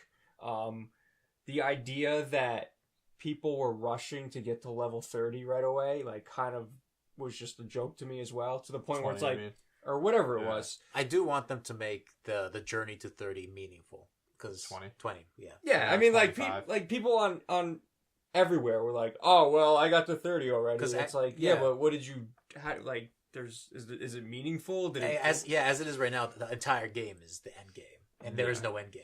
Yeah. No, I mean, there is an end game. You boot up the game on Tuesday, do your milestones that you're going to do, and you're done. See, I feel like Destiny 1 came out as an idea, and Year 1 was bad. Don't get me wrong. Yeah, well, that's what it was. And then they redeemed themselves, but Destiny 2 should have been the full game experience. Like, they should have had it planned out, not just like, okay, yeah, we'll just throw it in bits and pieces like we did the first one. It's like, no, you did that for the first one because you were adding things to a lackluster game. Yeah. This one should have been phenomenal, and you should have had all these ideas in this thing already. Yeah, well, that's the thing. Like, they had so many ideas and they changed so much. Like I said, the quest system, the arms dealer, periodically they would change. They would have certain guns for arms day with certain perks. Now I'm fine with the no differences in rolled perks. Like, I just want them to have set perks. Yeah. But I know I'm kind of in the minority in some regards to that. But like the arms dealer or the arms day stuff was nice. Every Tuesday would show up. They have 3 new weapons that you could pick from. Mm-hmm. You know, and it's stuff like that. Like they took away. I'm just like, why? Yeah. Why? It worked. Why? Mm-hmm. You know, like. I remember like waiting for that perfect Irene roll. Yep. Yeah, every week I had like the Irene package just waiting. Yeah. But for me, as like I know you guys are playing, but for me, what was disappointing was the fact is it didn't grab my attention. It like I wanted it to. Like even though you guys were doing your own raids, like I should have been still able to want to jump in the game and continue. Like for me, it was just like, well, there's what's going like. It's nothing wants me to keep going. Like it's just like, oh well, you got to set up for this raid, but it's like why? It's like I just want like something to keep me playing, keep bringing me in there that's meaningful, not to just set up to do this, to be able to do that. Like that to me is just making me play the game. It's not me wanting to play the game. You should play Mayhem actually. That'd be fun. We should play it tonight, Mayhem. So is the event done? No, it's still going. I think this is the last week. Oh, okay. But anyway, so that wraps up our disappointments for the disappointment list. Now we will talk about the good things. Hell yeah. So Jonah, you want to start with some good things? You got 3? I have 3. 3 recommendations, games that you played this year that you would recommend to a friend or family. Okay, so for my third one, indubitably, it depends on like who I'm recommending it to. Because just like 3 games that you enjoyed in the year. Okay, and like so if they were gamers, the audience, what would you recommend to them that you played? Neo. Yeah, that was I was surprised how into Neo I got, considering I didn't really get that into Dark Souls, and I only beat Bloodborne because I cheated. But I got super into Neo. It's the same kind of game as those games. Difficult. You need to get positioning done. You need to make sure your timing is right, and these enemies can 1-shot you, 2-shot you, and it's such a cool game. It's just the enemies are well designed, and the bosses have like weird patterns that you need to get used to in order to beat them. And the aesthetics are cool. And there's like a 7-headed dragon you fight at the end. Was that a dragon or it was a snake? It was awesome. And it was just a cool game all the way through. Neo. I didn't play the expansion. I didn't really buy a season pass because Xenoverse burned me with that. So I don't buy season passes anymore. But yeah, Neo, I definitely recommend it if you're a Dark Souls Bloodborne fan, or just like the samurai aesthetic, because that's what it is. Samurai Dark Souls or Bloodborne actually, because Bloodborne's more quick paced than Dark Souls. That's what it is. The Dark Souls. Dark Souls. Okay, nice. I'm done with that. Carmen, you want to go next? Because I kind of have a different category because I haven't played a lot of recent games. Well, I mean, you played Ghost Recon. You played Resident Evil 7. Resident Evil 7 was January. I guess that was this year. I will recommend that. I know it was on the border somewhere. So go ahead. I mean, if you want to talk about Resident Evil 7, you can talk about your time with that because we both played that. Yeah. Well, Resident Evil 7, yeah, of course. I mean, if you're into Resident Evil, you probably would have played it already. But I feel like Resident Evil 7 2 is also, if you're hanging around with VR, that's probably a game worthwhile to play on a VR. I've never played a VR, but from what I've seen, based on the first-person shooter that it is, like everything is built around the new look for it. It's not a third-person shooter like the other ones were, like over the shoulder or something like that. This is like in your face and like things happen. And like we played it together, and yeah, we did. And it was just like, it was like nerve-wracking like the whole time. So scary. And it was cool. It was good. And then like, it didn't get to the point too where it was like frustrating ever. It was just to the point where like you kind of learn, and it had a nice hook in it. Like it kind of had like you're playing a horror game, but you're also wanting to see what happens next. Yeah, it wasn't like, all right, I'm bored with this game, I'm gonna step away. Like you wanted to see like, you have this. What does this mean for this? Like, how do I open this case for the shotgun? Mm-hmm. You know, like it had a lot of really good elements to it for a horror game, but also for Resident Evil. It was a page turner, if you will. You know, I never played Resident Evil 7, but I played the demo, and it was one of my favorite gaming experiences. Well, you could throw that demo right out the window, because the first part of that game freaked me out. that was intense. Yeah. Like that first part of the game in 7 with the first house that you're in from the demo is completely different. Well, the demo though was really neat because that's a demo that like slowly unlocked more as it went on, and it was very interesting because you do get to the game and it is different. Like they throw the demo still out the same window. House, but then it's like yeah, you think you're like, oh right, I know what I'm doing, but I mean, it's a year at this point we could talk about it, but like I guess we could talk about slight spoilers for Resident Evil. Somebody's gonna play it already. But like the girlfriend, everything about the girlfriend being there and being crazy and freaking cutting off your wrist. I'm like, what is this game? This is nothing like the demo. This is insane. Yeah, within like very shortly you notice the differences. You notice how crazy this game is gonna be and how different it is, and it was cool. Like it was one of those. Like if you got sick of Resident Evil, some people kind of jumped on with Resident Evil 5 because it was a co-op game for once and it was an action-packed game. But for me, I've been a Resident Evil fan since Resident Evil 1 for PlayStation, and where I've seen the franchise go, I thought it peaked at 4, and then it went downhill. 6, I couldn't even beat. Like it was just monotonous. But this game, oh man, this was a good refresh. So I highly recommend Resident Evil 7 if you haven't got to it. They have the new DLC, but I haven't touched it yet. Is it out now or is it coming out? I thought it was out. I could be wrong though. But that game and Cuphead, I would say. Yeah, we're doing one at a time, right? Oh, I'm sorry. Spoilers for his next one. I thought we were doing them all because the other one took a pretty long time. No, we got this. Don't worry. We're on for it. I'm going to start from... I played a decent amount of games this year. I've only finished a handful. But if I was going to say top 3, Uncharted Lost Legacy. I know it went under a lot of people's radars, but I'm a big Uncharted fan. I'm a big Naughty Dog fan. Lost Legacy, to me, was better than 4. In my book, Uncharted 2, Lost Legacy, 4, 3, 1. Like, Lost Legacy was a more confined game. In Uncharted 4, I got pretty bored with the climbing. I kind of it was another one of those games, like, I really appreciate what they did with the game, how they wrapped up everything with the characters, but the actual moment-to-moment gameplay, I was like, all right, when am I, like, towards the end, I was just like, I'm kind of done with the fighting and the gunplay and all that other stuff, and the climbing. The climbing got out of hand ridiculously towards the end. But the story overall was really good. There wasn't as many awesome set pieces as there was for previous Uncharted games, I felt like. But Uncharted Lost Legacy, because it was Chloe and Nadine and whatnot, it was a different type of a duo that you haven't had in Uncharted, but it was also a more concise Uncharted game. It was more to the point. It was shorter than Uncharted 4, and I think that's why it really shined. But the action elements of it, the cutscenes, the moment-to-moment gameplay, the set pieces, all of it just screamed an Uncharted game, and I really appreciated what they did with it, and under a shorter period of time, they actually came out and gave that type of quality of an Uncharted game. So overall, I was really, really happy with that, and just from a perspective of, I think it went under a lot of people's radars. If you're an Uncharted fan, like, you should play it. Absolutely should play it. Get the multiplayer with it and everything else, but Lost Legacy was great. Nice. Absolutely great. Hell yeah. I don't think I have anything written down for that. But for the next game would be Persona 5. That was one of my favorite JRPGs in a long time.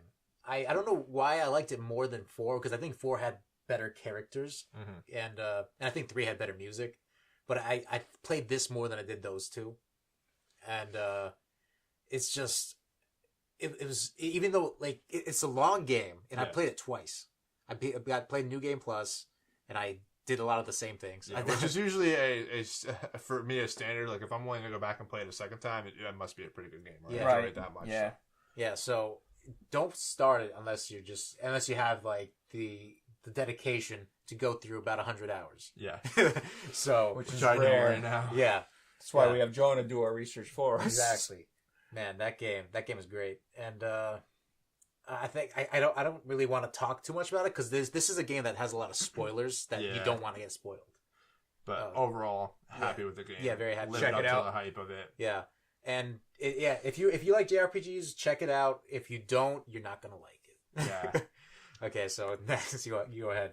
Well, I was kind of spoiled with mine, but Cuphead. Cuphead. Cuphead. Mugman. I was really excited to play this game. It was on my radar for a long time. First game you played on your Xbox. Yes. Actually, I didn't have an Xbox before this. I was lucky enough to get one from a viewer / fan / friend of Carmine's, John. So I appreciate it. Thank you again.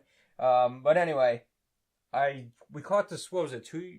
How long has this been kind of in the Cuphead? Yeah. I mean, it's like 2 or 3 years now. It's been in development. Yeah, it's been in development for a long time. But I remember hearing about it even. Well, now it's 2018, but 2016, I would say. And because I know E3, they had some sort of short demo for Microsoft or something. Yeah, like that. I mean, there's demos for 3 years. So yeah, like, it's been out. But as soon as I saw the art style, I know I wanted to play it. Yep. Like I just thought that it was amazing. That it captured the animation perfectly. That from like the old cartoons from the 30s, 40s, and so yeah, I really wanted to play it. And lucky enough, I ended up having an Xbox, and I was able to get another copy of Cuphead, and I just had a blast. I never beat it. We played it. You have yet to play it. Yeah, unfortunately, you couldn't play it there. I'm sure it's great. I just like from what I saw of you guys playing it, I know I'd enjoy it. And for me, I'm into like creative things, and it's very creative. Like you're fighting a bunch of toads or something like that, or frogs, and like they turn into a fan, and then they end up turning into a slot machine at the like. I love it, and that's what I was mentioning to you about Mario Destiny, of how creative it is. Yeah, like it's like the design levels, like what you do to get to this level. Like I like that. I think there's a lot of games like shooters. There's not a lot of creativity in the shooters. It's just you do it, you shoot, and you keep moving forward. Like these games, there's a lot of creativity to it. It's also difficult.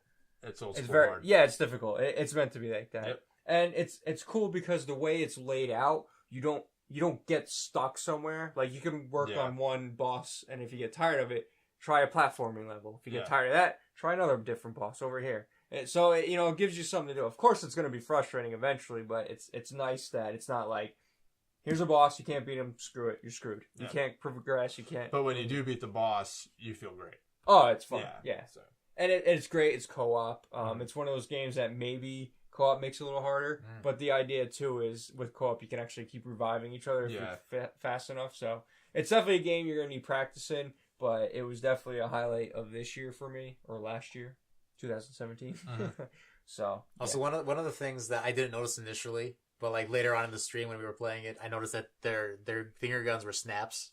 Yeah, and I thought that was hilarious. Yeah, but it's cool. Like you don't notice things that they put in there. It's like the smallest little details that like you wonder what they were thinking to like think of something like that. I thought that was neat. I like that creative touch to things. So that's just the artist in me. But anyway, I highly recommend it. I'm sure if you were interested in it, you've played it by now. But even if you were on the fence, I would still say it's worth the money just to try out, just to enjoy, because like I said, it's the art style, it's the gameplay. It's real fun. I like it. So,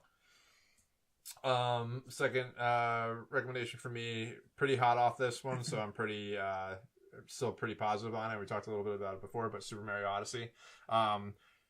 Even with some of the shortcomings of the game, it's one of those games that you can jump in very quickly, very easily, play the game, understand the game, and I think it's just the game to have on the Switch that you could sit down, play, and enjoy it. Great game, fantastic. I really enjoyed my time with it. Like I said, I don't think it's as perfect as everybody says it is. There's some, like I said, some elongated stuff towards the end, some repetition where I think it doesn't really need to be. But it is one of those games that's very charming, and it is one of those games where it's like you catch yourself smiling. And it's one of those things where I'm going to finish this up. Oh, there's a moon over there. Oh, what's around this corner? There's an exploratory sense of it that kept me going with the game. When did I start playing it? I sent you a text about it, like, what was it, Wednesday or Thursday it was like or last something week like or that? something I beat like it yesterday. So, and for me to finish a game that quickly is pretty unheard of. Plus, he had off of work. It helped. Yeah. Well, today. Well, yeah, that's right. I was off. Oh, he was playing. He was playing during work. He wasn't supposed to be. No, we need this. Don't bother me. But yeah, overall, for me, if I was going to recommend one game for anybody that has a Switch right now, it would be Mario. Because it's very charming, very fun. More so than I think Zelda, but that's a whole other story. And like I said, Zelda's another story. I'm going to try and go back and give it another fair shake eventually. But right now, if I was going to recommend one game from a Switch standpoint or one game from the year, it would definitely be Mario Odyssey. Yeah, so. And that's a game too that I have my eye on. Yeah, no, sure. Like I said, you should play it. I don't have a Switch. When you get a Switch, play it. Yeah. And like I said, you're going to catch yourself smiling a lot. And you're going to catch yourself like, it's 2 a.m, but there's a moon over there. Moving on from a game that makes you smile, there's Nier Automata, which is a fantastic game, gameplay-wise. It has a lot of variety. There's like side-scrolling shooter modes, shoot 'em ups levels. It changed. Even the demo that we played, like it jumped back and forth between like over the head, like constant shooter, hack and slash, and giant boss battles. So yeah, I mean, I hear good things. Play it. It's fantastic. It's also depressing, and everything in this game is sadness. And there's never Stop ruining this game for me. I haven't played it yet. No one wants to play. No one's happy in this game. No one will ever be happy in this game. If there's a side quest, you're gonna find sad endings, and there's multiple endings, multiple characters you can play as. If you skip cutscenes, will that make the game more fun? Yes. So play the game and skip cutscenes. You'll be fine. Don't though, because it's actually great. I usually hate sad things, but this game is probably my game of the year, and this I don't know why. Because this made me upset a little bit. You're really upset. I get it, but it's a good game. It's right? a fantastic game, and it'll give you some existential dread. So be careful. You should. And you want to end this on a high note. There's still another couple games we got to talk about. Yeah, go ahead. That was me. All right, so this is because, like I said, I didn't get a chance to play most recent games besides, I guess, Resident Evil 7 and Cuphead. So I'm going to recommend... I mean, Ghost Recon you played too. You spent at least a decent amount of time with that. I didn't really spend too much time with Ghost Recon. I initially, we played the beta. I got the game. I played it with my brother Chris. We had a good time playing it. It was a fun time.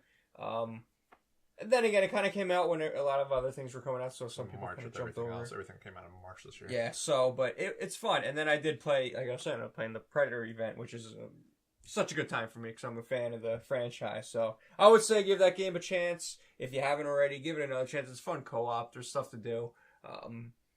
But I did want to say, I can save it for last, but I did want to talk about the SNES Classic. Okay. Because that is technically it's not a game, but it's a thing with games, and they did gaming experience. So far, if you followed us, you got the you made sure you got an app that like a tracker app that helped you find them when they're in stock. The pre-order process sucked, of course, but they have been jumping up in stock at a lot of places. I actually, for the first time, saw them in the wild, and I never saw the NES Classic in the wild ever. So they did. Keep their promise. Keep their promise that they're going to ship more. Yeah. And to this day, they're still shipping them. So if you still get a chance, try to make sure you get one because it is a good time. Like, they have a really good catalog on this thing, and all the games are top notch. Even Star Fox 2 I thought was fun. I never beat it. I played it for a little bit, but even that was interesting. So. Yeah. I mean, that's a recommendation. It's the first time that you could ever even play that game on anything other than a ROM that wasn't finished. And Nintendo went and made that. Yeah, so exactly. And I mean, obviously, some people were like, "Well, I could just buy ROMs," but I mean, this thing, it's cool. They have the rewind factor, which some ROMs can do, but also, you can do co-op on these games too. And I don't know if you're set up with your ROMs to easily do co-op, but it's worth the price, and they are available more than the NES Classic at this point. They're still hard to find because, people they still have the bots set up, I'm sure, but I did a test the last time it went up. I think it was a GameStop or even B&H, and I heard the chime on my phone and I ignored it. Like 15 minutes later, I went on it and it was still in stock.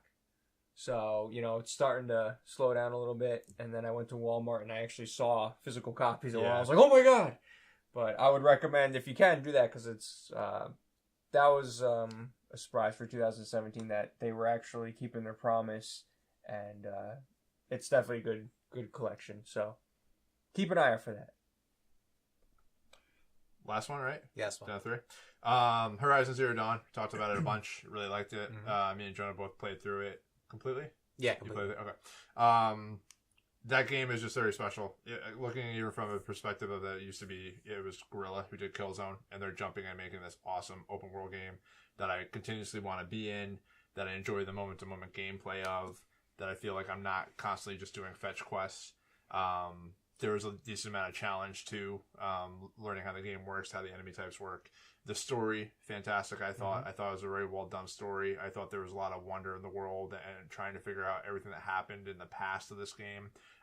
Just created this awesome kind of universe that I think they're going to expand on going forward. So for me, if I was going to pick one game for Game of the Year, it'd probably be Horizon because of how well they did it and where it was coming from, how they did the story and a bunch of other different elements. And it was enough for me to go back and do the DLC, which usually says a lot. So overall, very, very happy with the game. I'm excited to see what else they do. But again, it was one of those open world games where I didn't feel like it was overbearing. It was big. There was a lot to do in it. But it wasn't something that I was like, oh, this again.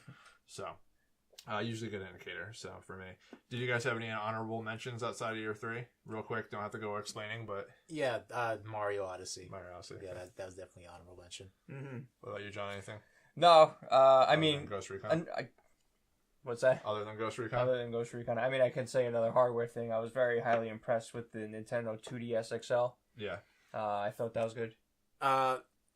Golden Axe 3. Golden X3. The only other, find it, play it, love it, be it. The only other games that kind of stuck out for me, honorable mention wise, and this game came out obviously like 3 years ago at this point. But the DLC, they keep launching DLC every single year. Rainbow Six Siege really got its hooks in me recently again, and that would just be an honorable mention for me that they keep updating it. They're fixing a lot of timing errors and hitboxes and all that other stuff, mantling. I just like to see a game where I start with it, I play it, I'm like, I don't want to play this, and then I come back and they fixed a ton of stuff. That's why you don't sell your games. Don't sell your games.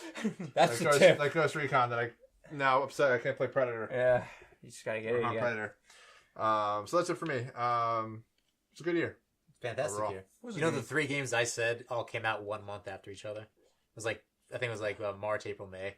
Oh, there you go. It was like the most tense. That counts. That's when it was like a PlayStation has all these exclusives and Xbox has nothing. So there was like Neo, Nier, Persona, all within that. Yeah, you're right. Well, it was one a month. Yeah, we can say that's good for PlayStation then, right? For the year. that was. I think Nintendo's the biggest. Well, we gotta give it to Nintendo. No, I think the biggest winner. I did see an article that it was like the 7 out of the 10 best-selling games were all Nintendo games. Yeah.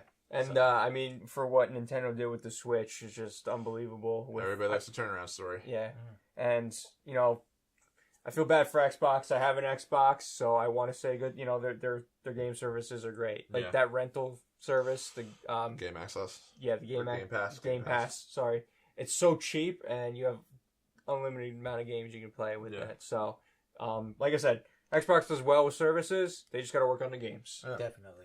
PlayStation has the games. They just got to work on the services. Yes.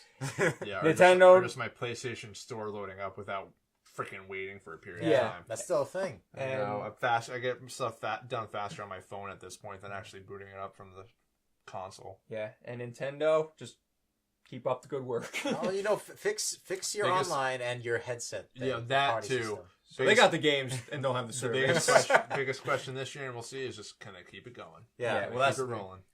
Because they blew 2 big guns right away. Yeah. Mario and Zelda. What else you got? Pokemon better be fantastic. Make it happen. 2 versions. Yeah. All right, John, get us out of here. All right. Anyway, that is the podcast. My Wildlands. First podcast of 2018. So Happy New Year. I hope you enjoyed your holidays. Happy New Year. And, so... My favorite thing is Happy, and then they have Android 20, Android 18. Android 17, Android 18. Yeah. And I posted that. That's funny. I'm okay, sorry. Continue. I just There's a meme that says happy or goodbye goodbye 2000 Android 17. Yeah. Hello. I'm sorry. Yeah. Hello 20 Android 18. Yeah. Drawn out. Okay. So you're only gonna get it. if see. you're a fan All I of got Dragon when Ball. you sent it to me, all I had was the Android 20 and 18. Yeah, all I had, sent that one. all I had was words. Yeah. Happy That made no 2000 sense? 2018. Yeah. So anyway, Continue. back to the ending. Thanks for watching, guys. You can find this podcast on iTunes, SoundCloud, usually Wednesdays, if not Thursday the latest, and that'll be the audio version. Or, if you want to feel extra special, you can watch this on YouTube Fridays, where we unleash the whole thing for you to see in our studio and our beautiful faces. But anyway, we appreciate you watching and or listening, or as I like to call it, watching. We need t-shirts. So we do these on Watching. Tuesday evenings. So if you have any topic ideas for us, or you just want to throw out a question, send us a line. You can do that at Cartridge Blast, which is our Twitter, or on our Facebook page /Facebook group. I think I'm just gonna burn Facebook to the ground. Let's just do Twitter. Let's just do Twitter. Yeah, we'll Just just stick easier. to Twitter. No, Facebook is good for, I guess, reaching out to other viewers, I guess. But if you like Facebook, join our Facebook group. So, Either anyway, way, thank you. thanks for watching. I like Happy you. New Year again. I'm John for Cartridge Blast Gamers. I'm Jonah. And I'm Carmine. Stay awesome. We'll see you next time. Peace.